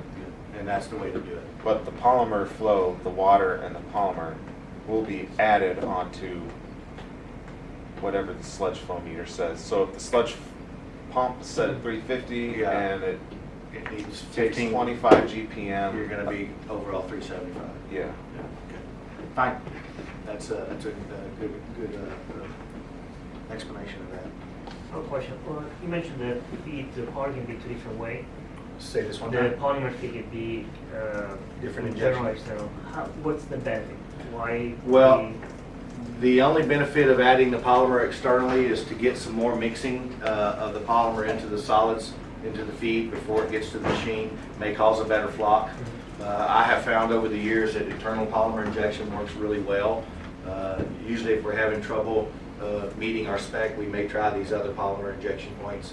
You got a couple of nice manifolds out there on the feed line, one is 290s before it gets to the machine, comes up, makes injection manifold is here, the pipe comes up, makes a 90, comes across and makes another 90, and then comes into the machine. So from that manifold there, you got 290s under the tremendous force of 200 gallons or plus a minute of sludge going through that line. That manifold mixing that polymer, you get 290s before it gets into the machine in this area here. So you could get some additional mixing of the polymer in with the sludge, maybe causing a better flock. The better the flock in the machine, the better the separation. So we better to do external, not internal, or the preference? It's preference, and it depends on how the machine runs. With it, if you get better results injecting polymer down here than we do here at the feed tube, then put the polymer in down here. There's nothing says you have to use this internal injection. It's just there because It's an option. yeah, it's an option. I've seen customers say, okay, I want to crack this valve here open halfway, and then go down there and open the valve to the external and blend a little bit both ways, or maybe even use a little bit of all three. I mean, I've done it many different ways. But what you have to do is you got to go in and say, okay, I'm going to run internal injection first, which I'm going to do when we first start. I'm going to run internal injection first, take some data, and then maybe go out here and run this injection here, and maybe take some more data and try to determine where does it work the best. So if we're having issues with, if I inject here and our performance numbers are good, and we see that we're going to pass performance testing, I'm going to run internal injection, and you guys can play with your external later on your own. If I'm not passing performance, then I'm going to try your options. So it's going to be totally up to y'all in the end. But if we can do it, internal injection, and meet our spec with our required feed solids and flow rates and solids loading and polymer consumption, then I'm going to go internal injection. And it'll be up to y'all to play with the other manifolds later to see if you can get better results. But I'm here to optimize your machine and pass our performance spec. And if I can do better and show you some ways to make it better, then that's what I'm going to do for you. On startup, or even at the CIP, startup and shutdown, how much, and I guess what type of solids are going into your drain sumps, and then Well, back into the plant? And that's a good comment, and it's a good question, because when we initially start up, we probably won't, let's just use a number of 250 gallons a minute is what we're gonna feed the machine on any given day, with its 15, 20 pounds of polymer, whatever the number be. Initially, when we start up, we probably won't kick that machine with 250 gallons a minute. We may start up at 125 gallons a minute, make this process seal to minimize the amount of product going down your drain. If we can seal it off at 125 gallons a minute relatively quick, if we slam 250 gallons a minute to it, it's probably going to take longer to seal off. You're going to have more solids going back down the drain to the head of the plant. We're going to see process coming out here, and we're going to see process coming out here, and both of it's going to be, it's not going to be clean. It's going to be liquid, and then mud, and then dry cake. So I think we're probably going to shoot for 125 to start up, and if that works real well, and hopefully we can seal the machine off within 10 minutes or less. That's my goal, is to seal the machine off in 8 minutes, I hope. And then we bring our feed rate on up once we've made the seal. Would you be capturing all of that solids that are settling in the sump before it gets pumped to the head? What's going to happen? Yeah, well, the gate, let's talk about this, is another good question. There is a diverter gate down below the machine, and it's operated off of a torque set point. Where do we go? What torque are we at when we go from a liquid mud to a cake? If that's 10 Newton meters, and we see it go from a liquid to a cake, we're going to set the gate to open at 10 Newton meters. When the gate is closed, it's dropping on the gate and going down the drain to your centrate sump, right? The gate's closed, drainage. So that, all that process during that time when that gate is closed is going to that drain. And I guess the centrate line returning going to the same place as well. So all that'll go to the drain, back to the plant somehow, some way, I guess. And then once that gate opens, we expect to see the dry cake dropping down to the conveyor. We don't want the gate to open while we're dropping a bunch of mud, so we set the torque to open, and then we have to find out when we get ready to shut the machine down, what torque are we at when it goes from a cake back to a liquid, which if it seals off at 10, it may drop all the way down to 5 before it busts the seal out. Okay, the torque, maybe 5 Newton meters of torque. So just because we seal at 10, that doesn't mean when we go back down in torque, it's going to bust the seal at 10. It goes lower 9 times out of 10. We bust that seal out, and then right before that seal, when that cake starts to get sloppy, that's when we want that gate to close again to minimize. We don't want to make a bunch of pretty dry cake on that conveyor down there and then drop a bunch of slop on top of it. So we want to minimize the liquid down below the gate. Where it goes when the gate is closed, that's totally up to the plant, I guess. It's either centrate sump or drain sump, whichever. Another question, you keep on using the 2.1 solids, is that just the average number? That's the number I was given yesterday. That it seems that the operator said we normally run around 2.1 here. Yeah. I haven't been in the solid section in a while, but Yeah. when I did work there, we're getting 1.8 to 2.3, 2.5. And that's depending fine. on what digester we're pulling Yeah. from. I mentioned yesterday that this is where your Excel spreadsheet would come in handy. If you guys take a daily sample, you can have a sheet made up for the machine of what torque you were running at, what your flow rate was, what your polymer consumption was, what your feed solids were. And if you keep a log of this and something changes, and say you're from 1.8, now you're at 2.6, and you're at 2.6 for 2 or 3 months, and then all of a sudden you drop back down to 1.8, you can go back and look at your log and say, oh, here's where I was running then, and this is the results I was getting. You know, so the Excel sheets is a great thing to have. Also, not the maintenance guys in here, but I like to see the maintenance guys have their Excel spreadsheet for when they lubricated, what did they do, grease the bearings, tension the belts, spreadsheet for those guys as well. So the more documentation you can do process-wise, it's going to benefit you down the road, especially if you have a seasonal swing in your feed solids. If you run, like I said, if you're running along for 1.8% for 3 months, and then you run 4 months at 2.5, people forget what was 1.8 doing. So if you have it on a spreadsheet, then you can go back and look and say, okay, this is where I was running the machine, these are the results I was getting. You should be able to duplicate that. Then from digester to digester, if it does change, will the machine compensate with the yeah, the torque machine and will whatnot? act differently. You're going to ask for a set point of torque, and in torque control, we're going to talk about that more when Bruce starts doing his spiel. During torque control, let's say we pick 15 Newton meters of load, okay, of the torque. This machine is going to load up. It's going to make it seal. The gate's going to open. It may overshoot that 15. And then once it gets, then the torque controller is going to take over and run this differential speed up and down to maintain that torque, okay, to get you consistent feed solids out, consistent cake out of the machine.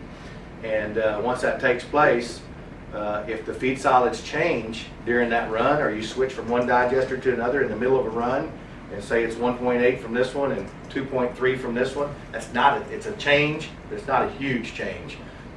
But They're yes, pretty now, consistent right now. now your differential would probably increase a little bit. The torque is going to remain, but you may see your differential increase a little bit to compensate for those higher solids that are coming into the machine. You would probably see a little higher differential. And this is good notes that you can take while you're running that. And you know you're going to run a feed sample. I don't know how often you're going to pull samples. Just remember, if you're using that external polymer and you want to pull a feed sample, I don't know if there's lines closer to the pump or if you do a dip in the digester. I think the best place for the sample is right there on the centrate line, the centrifuge feed line. That's where the process is going into the machine. It's the most relevant sample that you can get. If you dip into a digester and you pull it off the top, you may not get what's at the bottom, and that's where we're pumping from. So I recommend the sample point here. And if you're using internal injection polymer, no problem. If you're using this baffle of polymer, and we'll double check this, don't hold me to this one, but I believe this polymer injection point on the centrifuge floor is above the sample point. So it wouldn't affect your sampling there. But if you're putting polymer in down below the floor, I know that sample point is going to be a flock when you open it. You're going to have flocculated feed solids instead of raw feed solids. So be aware of where you're putting your polymer in when you're taking your sample. And I don't know, like I said, if y'all are going to do samples daily or if it's a weekly thing. I'm not sure how y'all handle that.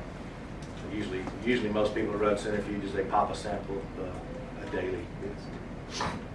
Do y'all use any little small moisture balance for 30-minute sampling or anything? Do y'all have the capability of that? Have a little sample, put 2 grams on the dish and cook it 30 minutes later. You got a ballpark figure of where you're at. Highly recommend it.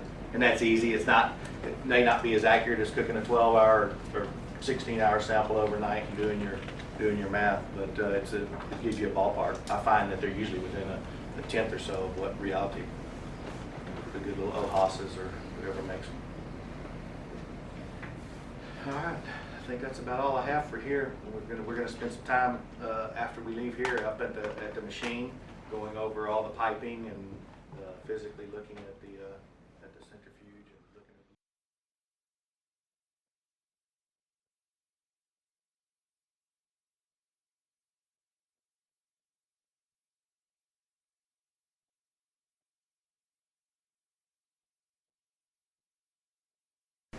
And information page, and most of the time you probably won't even be looking at this unless you've got a problem. And this is the 3rd page. It is alarms and shutdowns. It has your set points for vibration and your set points for bearing temperature, alarms and shutdowns. An alarm, the machine will continue to run, however it will stop feed. And it will generate an alarm, and it will get your attention to it, and the alarm has cleared. You can hit reset, and the machine will continue back into process. All right, on this page, you have most of your information is displayed right in this banner. This banner will tell you where the machine's going, if it's in production, if it's flushing, or going to CIP speed, or if it's actually in CIP process. So it basically gives you all your information of what the centrifuge is doing or trying to get to do. You have multiple selections. This is tied in with the DCS system, and all your DCS information that is shared with the Centrifuge PLC is right here. You got DCS start, you have a DCS run permissive, and in the field, if these are bright, that means that signal is in. If they'll be dark, but you can still see the other ones if they're not sending that, or it's not a true signal. Basically, you got 2 modes of operation. You got remote, which means the DCS start and run permissive. So you can start and stop it from the DCS. And local, You can start and stop it from the local control panel from here. There's 5 major pieces of equipment.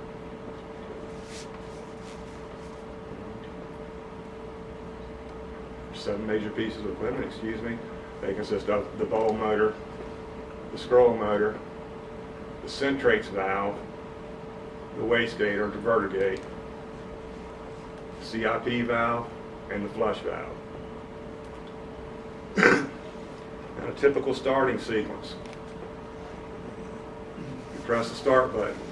The lube pump will start and run. It'll run for 60 seconds prior to either one of the drives starting, or the motors.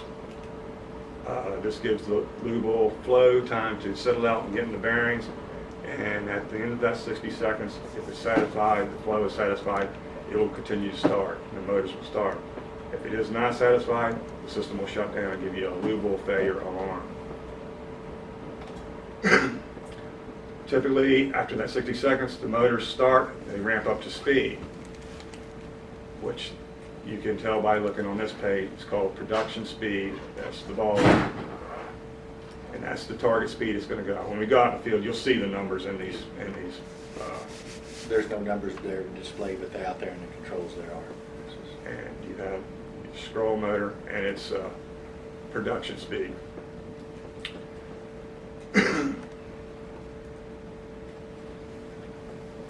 When it reaches the proper production speeds, it'll go into the banner on top that says step will go into what's called production mode. It'll say starting, it'll go into production mode. That's when the Centrifuge PLC would request the DCS to start feeding it. Once the feed solids start coming in and the torque starts going up, it will stay in that position until the torque gets high enough to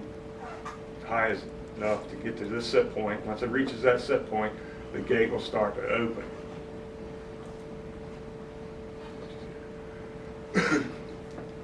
Once the gate is open and the centrate valve will open, pending the wastegate being open, you are now in production and solids are coming out of the machine.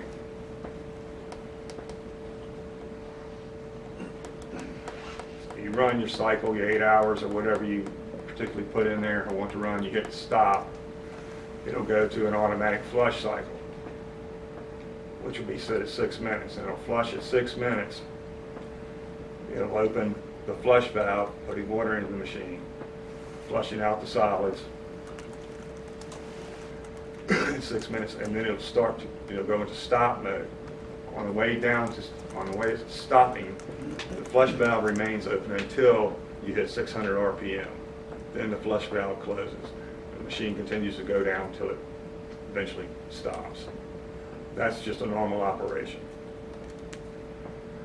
You do have the opportunity to flush if you should see any vibrations or oddities, to go ahead and manually hit a flush cycle. It'll flush and go back into production. Just clean the machine if you got vibration.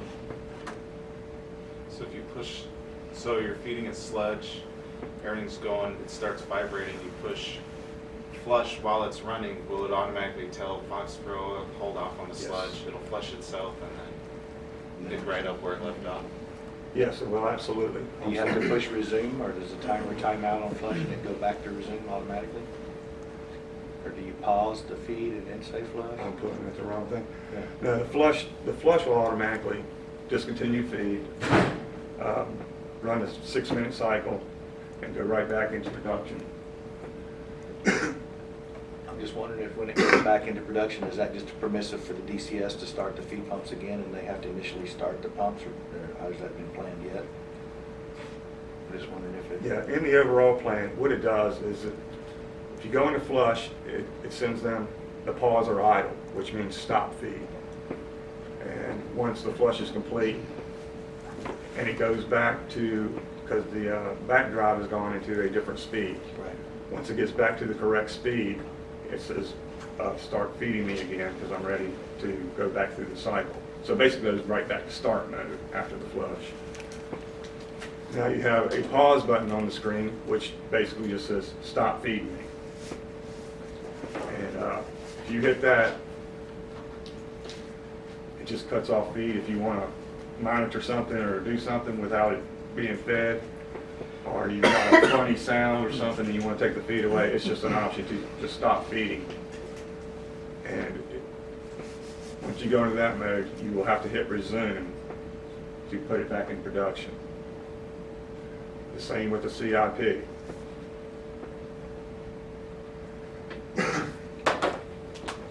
When you pause, does it shut the polymer off as well? Yes. Feed includes polymer and sludge, right? What if the machine? That may stop your grinder down there as well. I'm not sure how the DCS is programmed, but your auxiliary equipment that's feeding the machine, if you say pause, your feed pump is going to stop, the polymer pump's going to stop, and possibly the grinder as well. I think the grinder's probably going to run once the feed pump is committed to run. If the machine is stopped and it's not spinning or anything, and you push flush, is it going to go ahead and start turning the bowl and do the flush and then shut down? I don't think so. No, flush, because the machine has to be spinning at 600 RPM to open the flush valve, you have to actually, you can hit the flush button, but you're going to have to start the machine also, and then it'll go do a flush. We don't want that to happen. We don't want to be able to push the flush valve when the machine is not spinning, because we're going to introduce 122 gallons a minute of water to a centrifuge that's not turning, and you will definitely see water coming out that feed tube area I told you about if you do that. I think that you could actually go to that valve manually, right, Oh, sure. Bruce? And then if you went to the valve manually and toggled it open, you could open and close that valve, or go to the valve itself and put it in local control, and you toggled it open or closed. You could put water to the machine without it turning. The one thing I failed to probably say in my little training spiel was we never put anything to the centrifuge unless it's rotating. It's just no. We always have some type of speed. The CIP cycle again is the low speed, and we introduce minimum water. But we don't introduce any flush water or any water, or especially not any feed, unless the machine is up to speed and spinning. Even fresh water, any kind of water? Yeah, no water, no feed, nothing, unless it's up and running. And then you had said earlier that any alarm will stop the feed anyway. Bruce commented on that. He said there's 2 levels of alarm. The first level alarm, let's just say we have a bearing temperature alarm. One of the bearings reaches 195. That's going to trigger an alarm. That's going to lift the permissive to the DCS to feed in polymer. Once you go over there and just say somebody forgot to turn the water on, you go over and turn your water on, your bearing temperature comes down, you reset your alarm, and then you can go back into production. But now there's a second level alarm on that temperature. If it exceeds the first level, you lift the permissive from feed and polymer. Then if you get to the second level of that alarm, then you're going to shut the centrifuge down. What I was going to ask, and more for Matt's sake, is when you get an alarm and it's going to shut the feed off, that's going to be a priority 1 DCS that goes to the cell phones. I would hope Almost so, everything but, that's in there has to be priority 1, I would think. You don't want it to be sitting there in alarm locally and nobody knows about it for 2 hours. Yeah, and lose that production time. Yeah, right. When it's something easy to go over and reset, whether it's a high vibration warning on one of the motors or the frame, or a temperature warning, but not a shutdown. Right. You're sitting there spinning, and maybe the temperature came up, somebody went over there and opened, oh, that water valve needs to be open, but didn't reset the alarm. Nobody would know. Right. So, Good question. What harm would it do to either the feed or the cake? When you're talking about opening and closing the water valve, say you forget to close it or open it. well, on the loop system, we're going to leave that valve open all the time. Okay. Unless there's some service that's being done where you need to shut the water. That's the one I only that- mentioned turning the water off momentarily to break the fitting loose and monitor how much water is coming out of there. If you wanted to know how many gallons per Of minute that. of water is coming through Oh. there, you sure wouldn't want to have the water flowing. It's cold going in and warm, maybe even hot coming out, and have that water on while you're loosening that fitting and have yourself soaked with water. So you turn it off, bust the fitting, turn it back on, and monitor your flow, and then off. You can turn the water off and on if your machine is up and running at speed, your bearing temperatures are 140 degrees. If you close that water, you probably got about 10 minutes before that temperature rises up to the alarm point. In the morning, when you first start the machine and you forget to turn the water on, you probably got 30 minutes, maybe 35, 40 minutes before it reaches temperature and gives you an alarm. So, but we're gonna school you to leave those valves open and know that you have utility water. Nobody's working on your utility. I'll call it utility water. Nobody's working on your potable water for whatever reason. The plumber's not in the bathroom with the water turned off, putting a new float system in the toilet or something like that. But because your bathrooms over there are connected to that same water line. So that's something we need to be aware of. If somebody's doing some plumbing work in the restroom and they've got that potable water turned off, then your water to your oil coolers is off as well. So this planning your maintenance in the restrooms and any maintenance on that water line or any other water, wherever that water comes from in the plant. I don't know what other services that water provides here in your plant. But we'll go around the building and I'll show you where it comes from. They probably should have already shown you guys. But there's a pipe that comes up out of the concrete there between the melt press building and the centrifuge building. There's a big water manifold, and that's where that potable water comes from. Where that line runs throughout the whole plant, I have no idea. Sorry. All right, permissions to start are, if you look over here in this area, everything must be in auto. This is a manual valve, sludge feed valve. That must be open. So when you get out there and you see the actual graphics, all this must be green. If you see any red in here, this is not in auto. You cannot start the machine. As well as down at the bottom. This is what I call a manual maintenance mode. The button's at the bottom. It allows you to open or close the valves or start the scroll or bowl motor independently. If you have any of these modes that are not in auto, which if you're outside, if you click this button, it pops up. You have to put that away, or you will not be able to start. That means everything's in auto prior to being able to start. And all alarms must be cleared. When an alarm comes in, whatever the alarm may be, it'll switch to the alarm screen. So if you walked away from the machine, you walk up, you see a big red screen, light and a horn, you have to go and acknowledge that to make it be quiet and put out the light. And depending on the alarm, of course, if it's just a lower level alarm, it will only stop you if you're trying to start it for the first time. If you're running, it can be acknowledged and the machine will continue and go back in production. Are there going to be operators right there in that same room all the time? I mean, not. No, probably just get it started and then the operators will go about all their other rounds of business. So most of the time it'll be unattended. Just, So wrong code could be, you said it. waiting for, yeah. I mean, they'll have the cell phone, so an alarm should come through and, call someone in there, but. That's pretty slick. That's the first time. But yeah, there won't be someone in there all day just staring at them. Now, on the minor alarms, what happens is it'll go into what we refer to by the specs as pause mode. They refer to it as idle usually. But it kicks into the pause mode, and there'll be there's a timer, adjustable timer,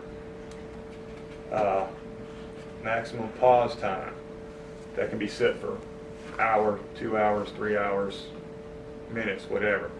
Now it goes into the alarm, and if they do a call out from the SCADA, then the machine will continue to stay running until this time runs out, and then it'll shut itself down. It'll be 5 hours later. Just Will it do the flush and shut down, or yes, it just does a normal shutdown, just like you hit the stop button. There are just some other minors in here, such as go to production fail time, if the machine gets to speed, and the set points won't open the gate. It's going to give you a production fail time and go into pause and get your attention. And with the same deal, however long we need to set that for, which may be a recommendation on the pause time. How long do y'all want to let it go before, before it actually just stops the machine for you? And that also goes into some discussion of, they wanted to stop, not particularly cut off the machine, but they wanted to suspend feed, which will put you into a pause mode once again and let it run for a couple hours and then reinitiate it without, taking it down and restarting it. So that's going to be a kind of a big part of the operation, is that the feed's been suspended. It'll automatically go into pause mode, but it'll be running. But it does give you an alarm. It may be intentional that they stop the feed, but it's still going to tell you that you've got to come out and deal with it to restart it, because you're not going to be able to restart it until you acknowledge that alarm. But it will stay running.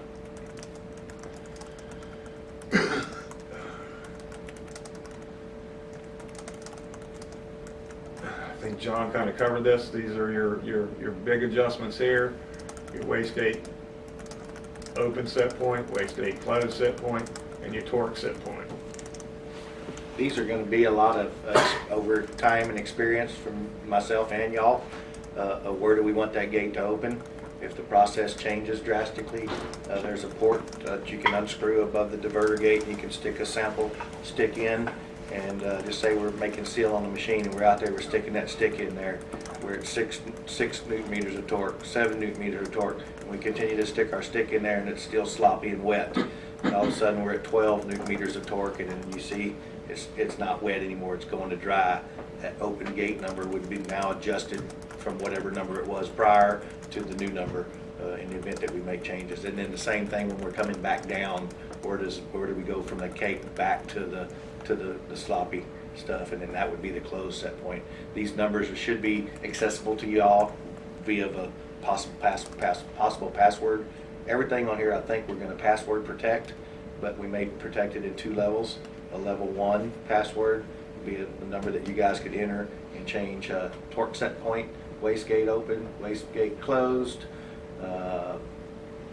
flushing speed. I don't know that we're going to play with any of that. It's probably going to be those 3, and then maybe the start transition fail time and the max pause time, and maybe minimum pause time. We may give y'all access to those. I don't know yet what we're going to do, but I think the stuff on the left side of the screen there, ramp up time, that's going to be set for 6 minutes, 360 seconds.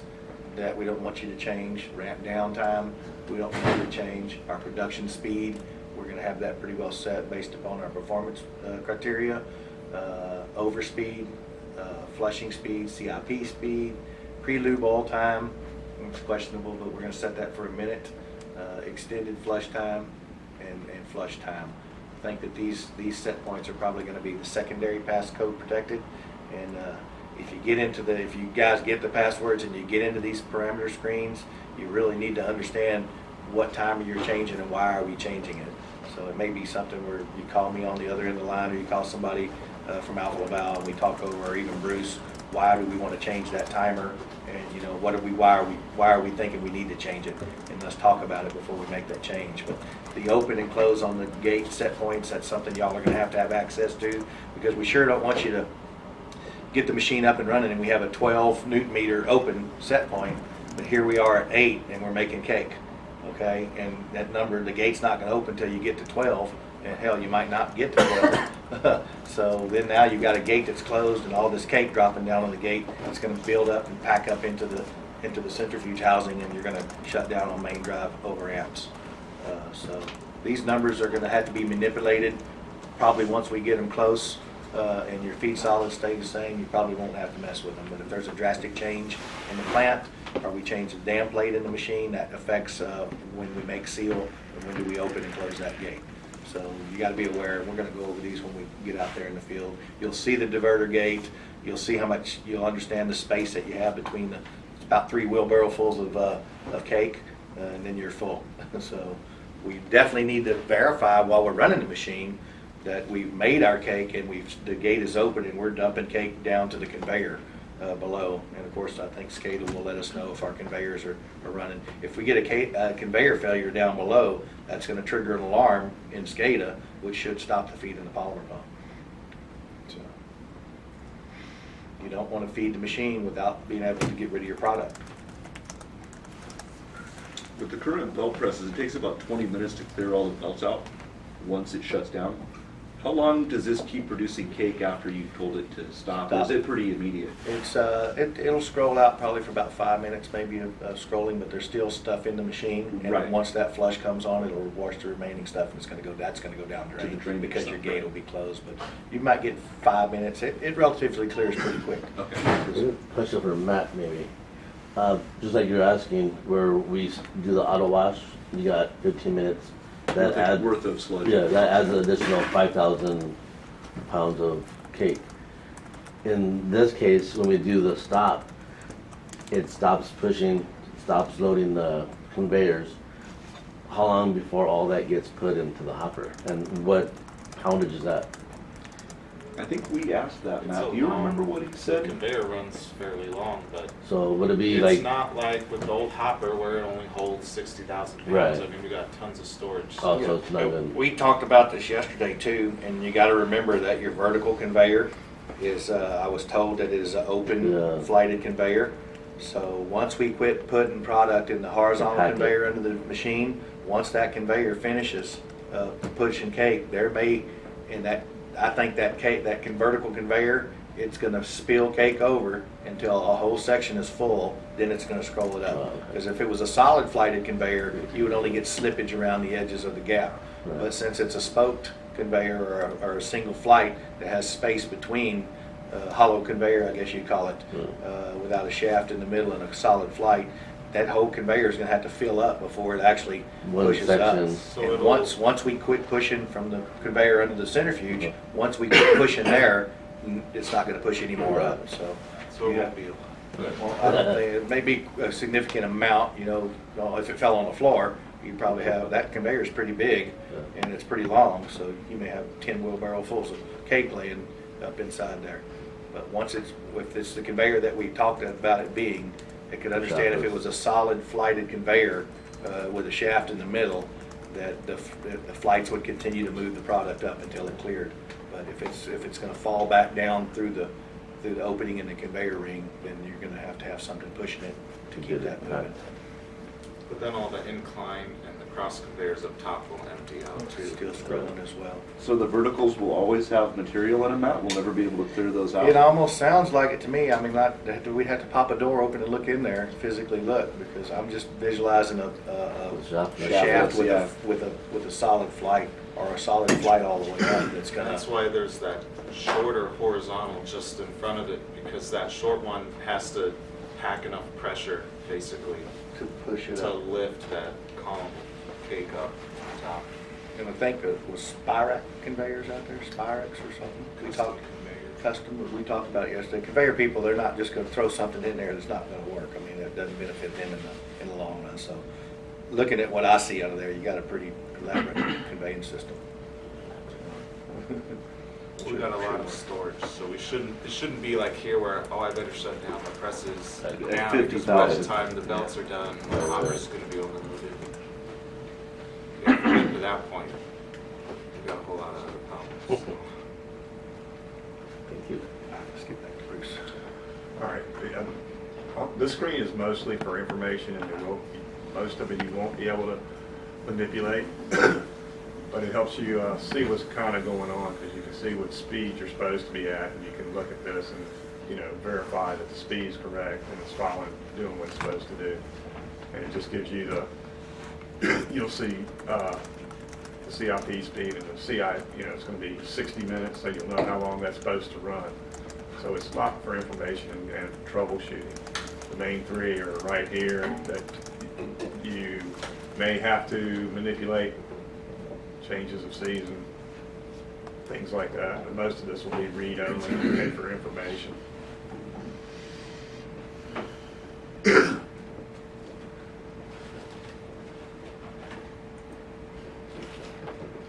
We've looked at this. These set points will be locked in. You may be able to drop them a little bit. The concept behind that is if you after a month you see your bearing temperatures are running about 130 and we've got it set to 195, you may want to drop it to 150. That way it'll give you a warning that something maybe is going wrong as opposed to it's critical already. It just allows you to input gathered information over time.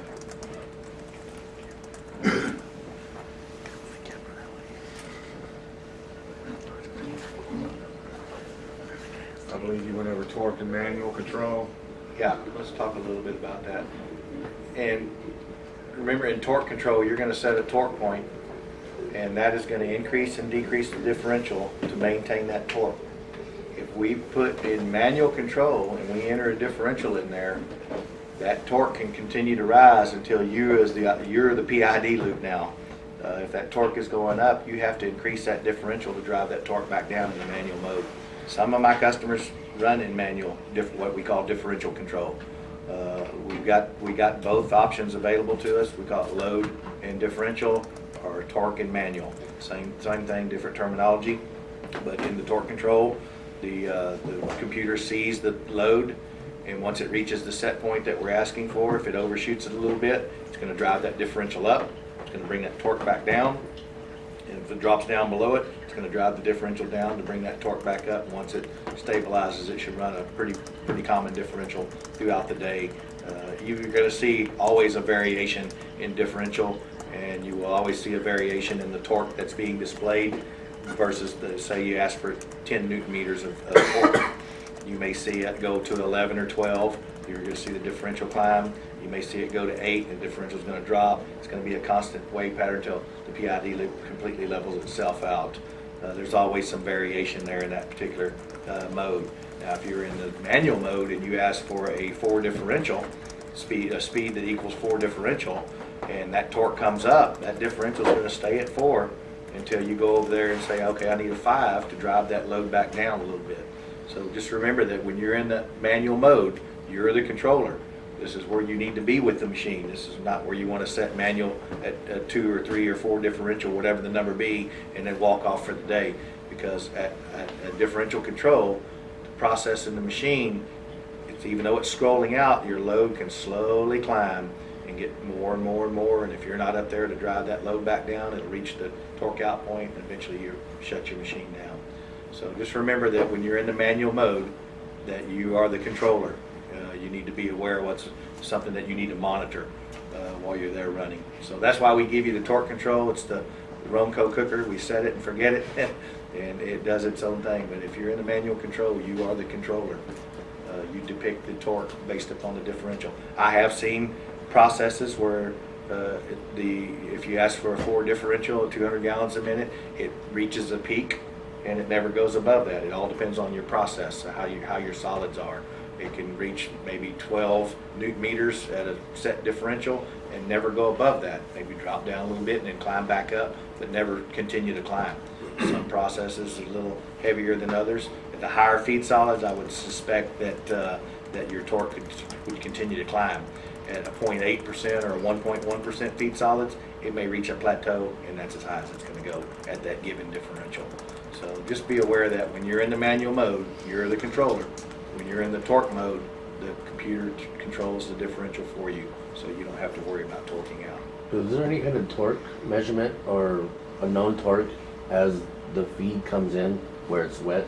Not necessarily. We don't know yet. We might know something once we put the feed typically to it. on a machine, like yeah, saying, there's going to be some load. Okay. Yeah, there's going to be some load, and how much I don't know yet. There will always, even when we're running along now, we're running with just the machine up and running dry. What are we seeing? 0.5? About 1 Newton meter a load just from the friction. But that's on the. And that's displayed on your right there at your torque mode, right under the differential tab. You'll be displaying your torque there. When we put water in it, I suspect that may go to 3. Then we put feed in it. It could be 5. We just don't know yet.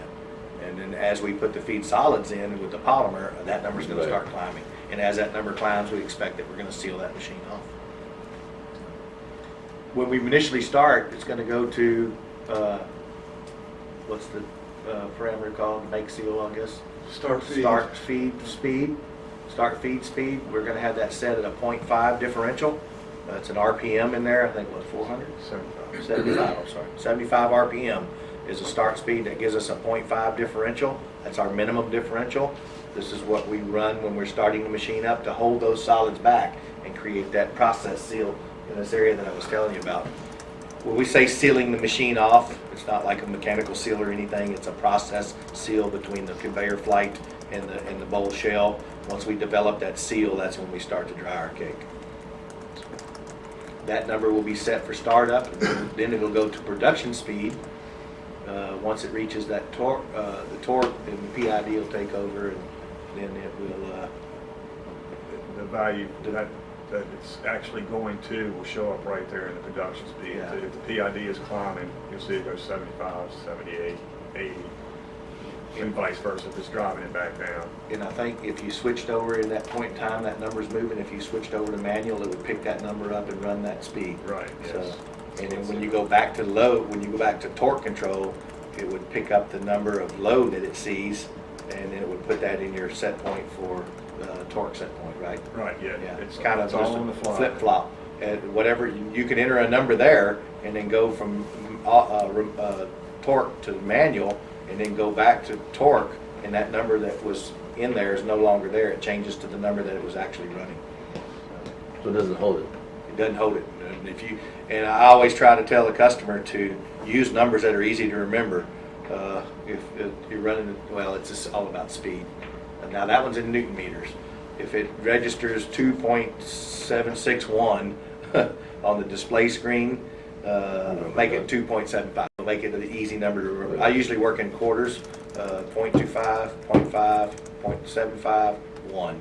1.5, 2.5, 3.5, so on. Easy numbers to remember. Don't worry about that little number in between. Right. Round it up to the nearest quarter or even the nearest half. So if you're going, like you're saying, from auto or remote to a manual, enter that number. When you go back and forth, so you have to go back and forth. We have a piece of equipment here where if we go from auto to manual, we're able to enter in a number. Automatically. Yeah, and it holds it, and then when we go back to auto, if we need to return back to manual, that number's still held there. Yeah, well, it's going to only pick up what numbers are being used at the time, and then if you want to go and clean that number up, that's what I recommend. That's what I'm saying. It may pick up 3.68. Right. You know, you want to go in there and put 3.5. Just bring it to the closest, the nearest digit, half, quarter, whatever you want to work in. When you're in manual, and the RPM, if you want to look at differential, it'll calculate your differential speed and tell you whatever RPM, that's going to be a differential of 5. If you want to think in differential or speed, either one, you adjust the speed and it'll tell you what your differential is. Yeah, and y'all might want to put a little sheet together of this RPM equals this differential. And I would work in differentials of 1, 2, 3, 4, 5.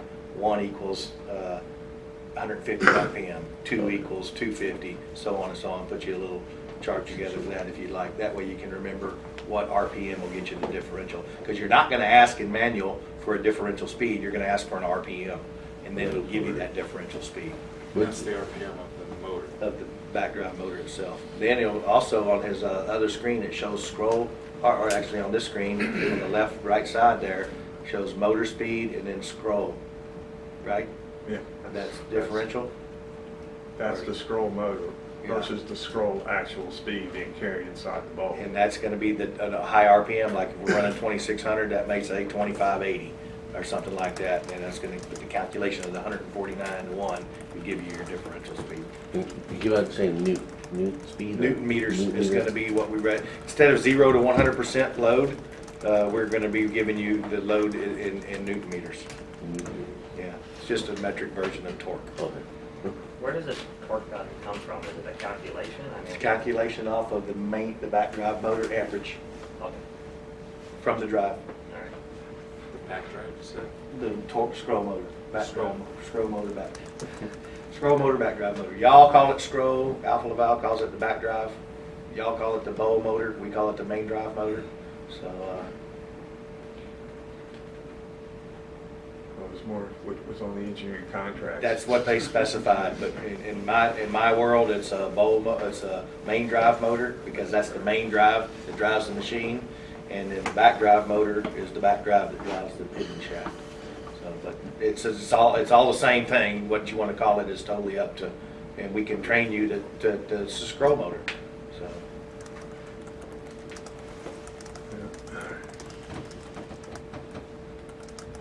What's not shown here is, can't really capture it, it's the alarm screen.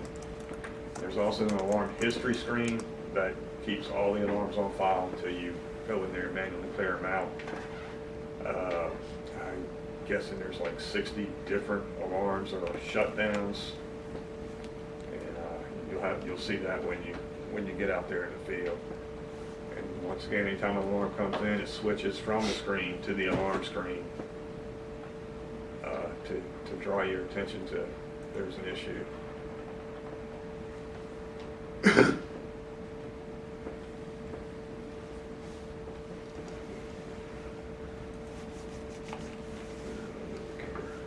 We're not talking about the definitions of EOL, SCR, FV, WG, all those descriptions that are what they are and where they're at on the screen.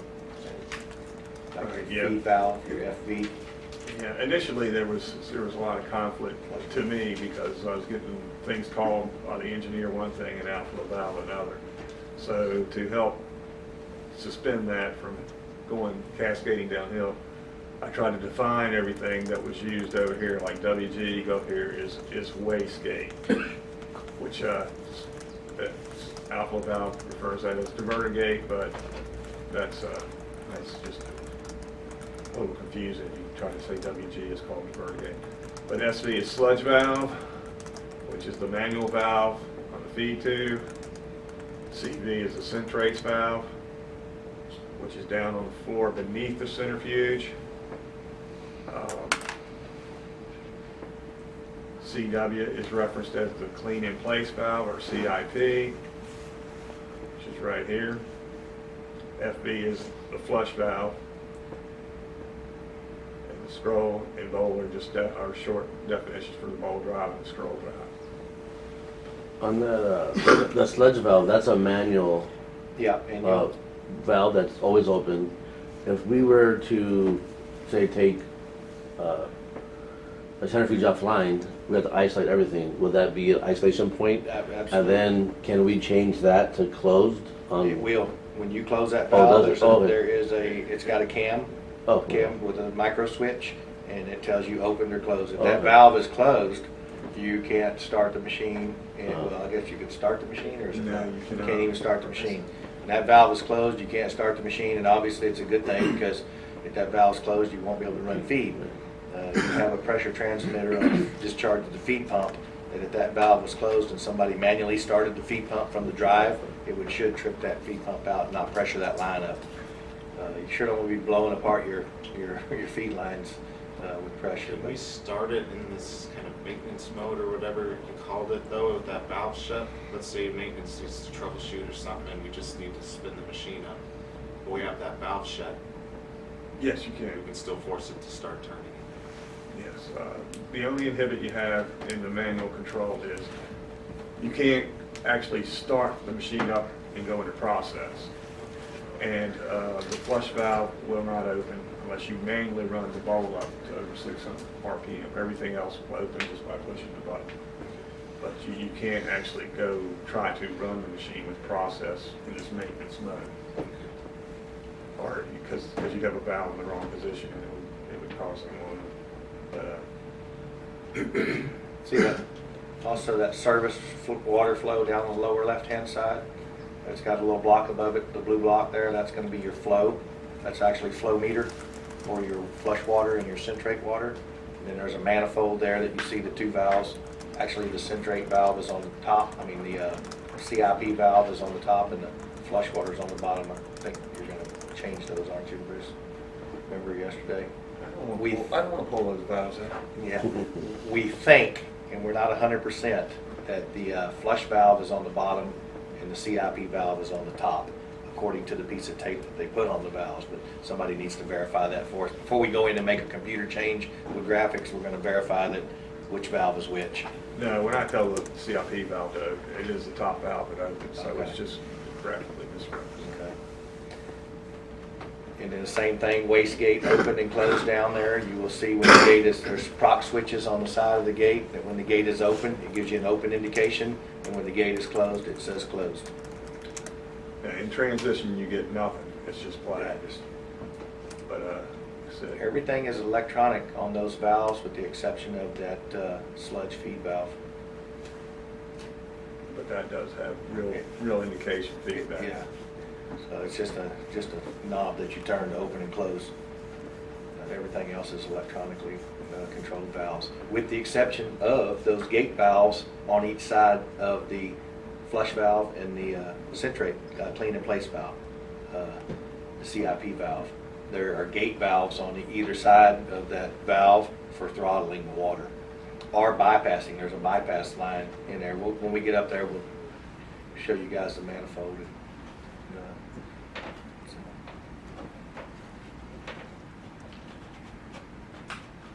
About everything on your screen there, huh? Yeah. I mean, in the left-hand corner is what we receive from the DCS in the field. It will be dark or be bright if it's being received, if it's just troubleshooting. I think we've already been over this stuff. Where's that steps that right next to your ribbon? Step. Yeah. That tells you That's that just- block tells you what step the machine That's is. a So step. like 1, 2, 3, going. Well, it's basically stopped, starting. But that says stop or step. It says what step it's in. Oh. And when we get out there, you'll see this change as we push a button on the machine, and you'll see it starting, and you'll see it to production, in a flush cycle, or whether it's a CIP cycle. Let's hit on the CIP cycle, Bruce, about if we're running production and we decide to hit the CIP button while we're in production, the machine will actually take the feed in the polymer out of play, and it will ramp the machine down to the CIP cycle, do the cycle, and then ramp back up to production speed. Otherwise, if your machine is stopped and then you push the CIP start button, it goes through the cycle that I explained and then stops. So you can do what we call on-the-fly CIP. Something new to me, but it could be running production. The machine may be starting to have some vibration or something. Think, well, I can do it on-the-fly CIP. You just push the CIP button, the feed and the polymer stop, the machine ramps down to 100 RPM on the bowl, and then starts that forward and reverse cycle I was telling you about. Then once that cycle's done, it ramps back up to full speed. So Does it restart feeding polymer afterwards? afterwards? Yes, it goes back into production, Goes yeah. back to production. Okay. But we don't really want to do that. I think the CIP cycle is better to be done on its own once the machine is stopped. You can do them on the fly. I mean, that's why they put it in the program, is because that was something they wanted. But I think your best bet for CIP is after you shut the machine down and it's gone through its flush cycle, let it come to a complete stop. All timers are out, everything's at idle. It's just sitting there stationary, and you walk up and do your CIP cycle. This way you can see initially what kind of torque, and when the CIP cycle initially starts, what kind of torque did we monitor? You know, how high did it go?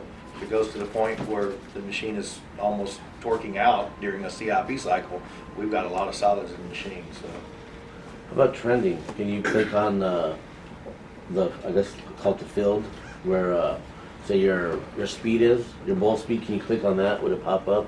Or does it right click and then No. do regular? Well, I think We're you're not doing confusing, any these are screenshots from the actual Oh, okay, local the HMI. display. Oh, okay. But all that's gonna be in DCS and the DCS may SCADA. be able to trend what the Oh, machine okay. was doing, the feed rates and so forth, and on a line graph.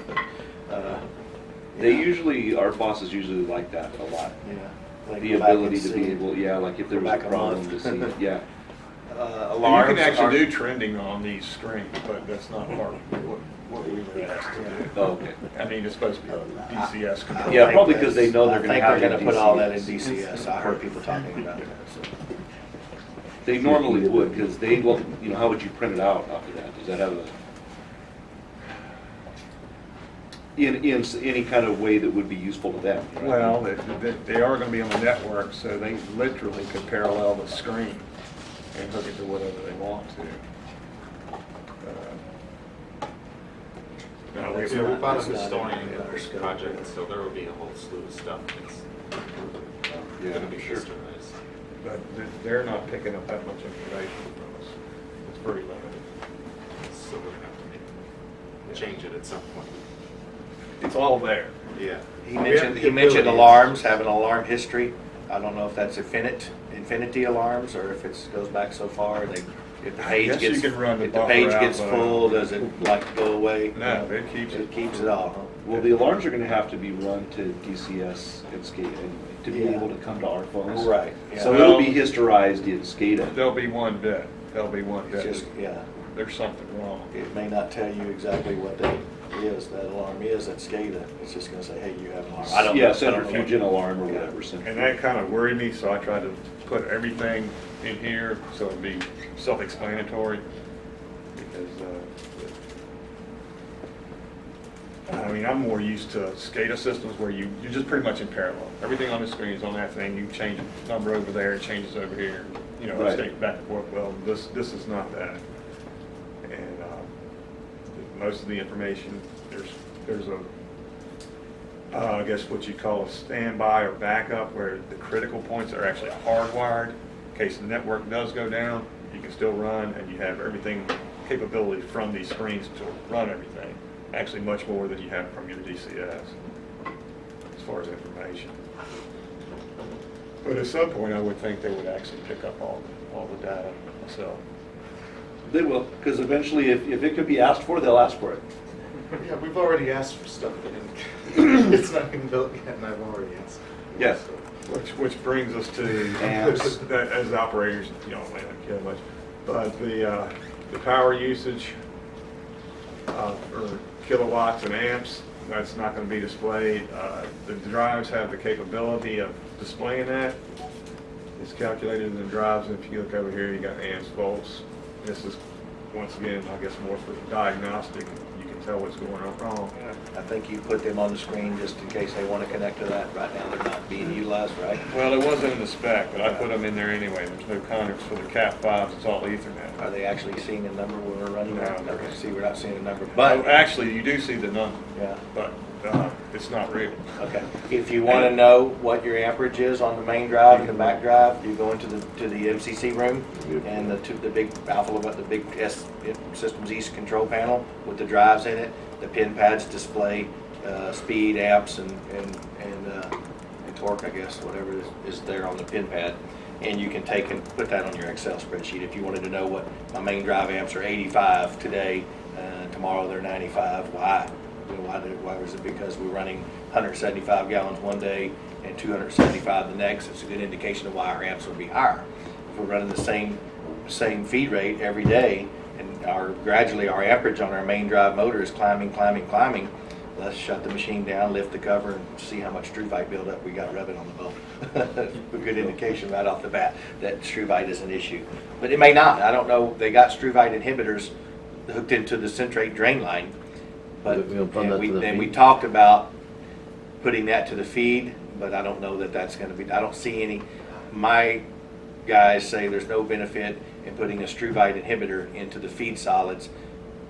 Good, and let it run through the centrifuge. We don't know what effects that would have on process. Don't know what type of chemical it is. It may be disastrous to our process performance criteria. But I thought those were run to the feed, Matt. There's 5 of those struvite pumps. I thought there was one for each centrifuge and one for the centrifuge. Yeah, but it's only injected. it's only injected at the centrate line, the drain line. Oh. Yeah. So it To won't keep the help line. the I got you. centrifuge at all. Yeah, It's okay, I just got for you. the pipe. And like I said, I don't know what the chemical is. Could it have some reaction to the carbide tiles that are bonded to their, I just don't know. So until somebody from above me says you can run struvite inhibitor through the feed process, we all say no right now, because we just don't know what it does. The carbide tiles are welded to the flight with a tile holder. The tile is bonded to the holder with the process, whether it's brazing or epoxy of some type or whatever. The struvite inhibitor could attack that. We don't know. It could attack that bonding agent and release that tile. And the last thing you want is a carbide tile being released in a scrolling machine, because it acts. It's tungsten carbide. Any of y'all ever seen a machine lathe run where you're using a carbide tool to cut a shaft down, watching metal shavings pop off? Well, that carbide on these tiles is the same material. If a tile comes off and lodges between the conveyor flight and the bowl shell, and they've got differential going. It's like a machine tool taking metal out as it turns. Turning the So, inside. you would turn the inside of your machine, you'd have shavings coming out. Can- Plus, it would be making a lot of noise. Can you add that, the flow burst to the CIP? Can you add what? The flow burst? That's the anti-stress. Yeah, that's a Oh, shoulder. that's the same thing. Yeah. I don't know. I mean, until we don't, that goes, CIP goes through the centrifuge. Let me tell you what happened one time. There was, one of our customers bought 3 new machines. I think this was up in Chicago area. And I went out on a startup and the machines had been sitting for like 3 months. Well, they did their cycle for, I'm trying to figure out what that was that went up into the machine. Some type of acid or something. Backed up into the centrate line. They had closed a valve and it filled up the casing of the centrifuge. Eventually got into the bowl through the weir plates, and there was a pond of, I don't know what type of acid it was, some type of acid, some cleaning agent for something. And the machine sat there for 3 months with this pond of material this pond of liquid, with this chemical in it. Sat in that machine for 3 months. Well, I went out to do a startup. Well, first cycle I checked, usually when I do a startup, is the CIP cycle, which rotated back in the day, it just rotated the back drive forward and reverse. Start this thing up, it sounded like somebody had a cement mixer out there going. What it was that chemical ate the bonding agent between the tiles and the holder, and all the tiles fell off in the machine. And then we started the CIP cycle, which turned the conveyor. Immediately, you heard all this, and then the bowl started turning. This was prior to us rotating the bowl forward and reverse. We would rotate the conveyor only forward and reverse. The bowl was stationary. So the back drive comes on and it starts scrolling that conveyor, and then the bowl starts turning. I said, "Wow, that's bad." Turned it off. Made a couple phone calls, and it found out that this chemical had backed up into their system and got inside the bowl. I left the job. It was over for me. Somebody else came out and then pulled the machine apart, pulled the conveyor out, and all the tiles that were in the liquid level, it just they came off the bonding. The stuff ate the bonding agent and they fell off. So that tore up a brand new machine.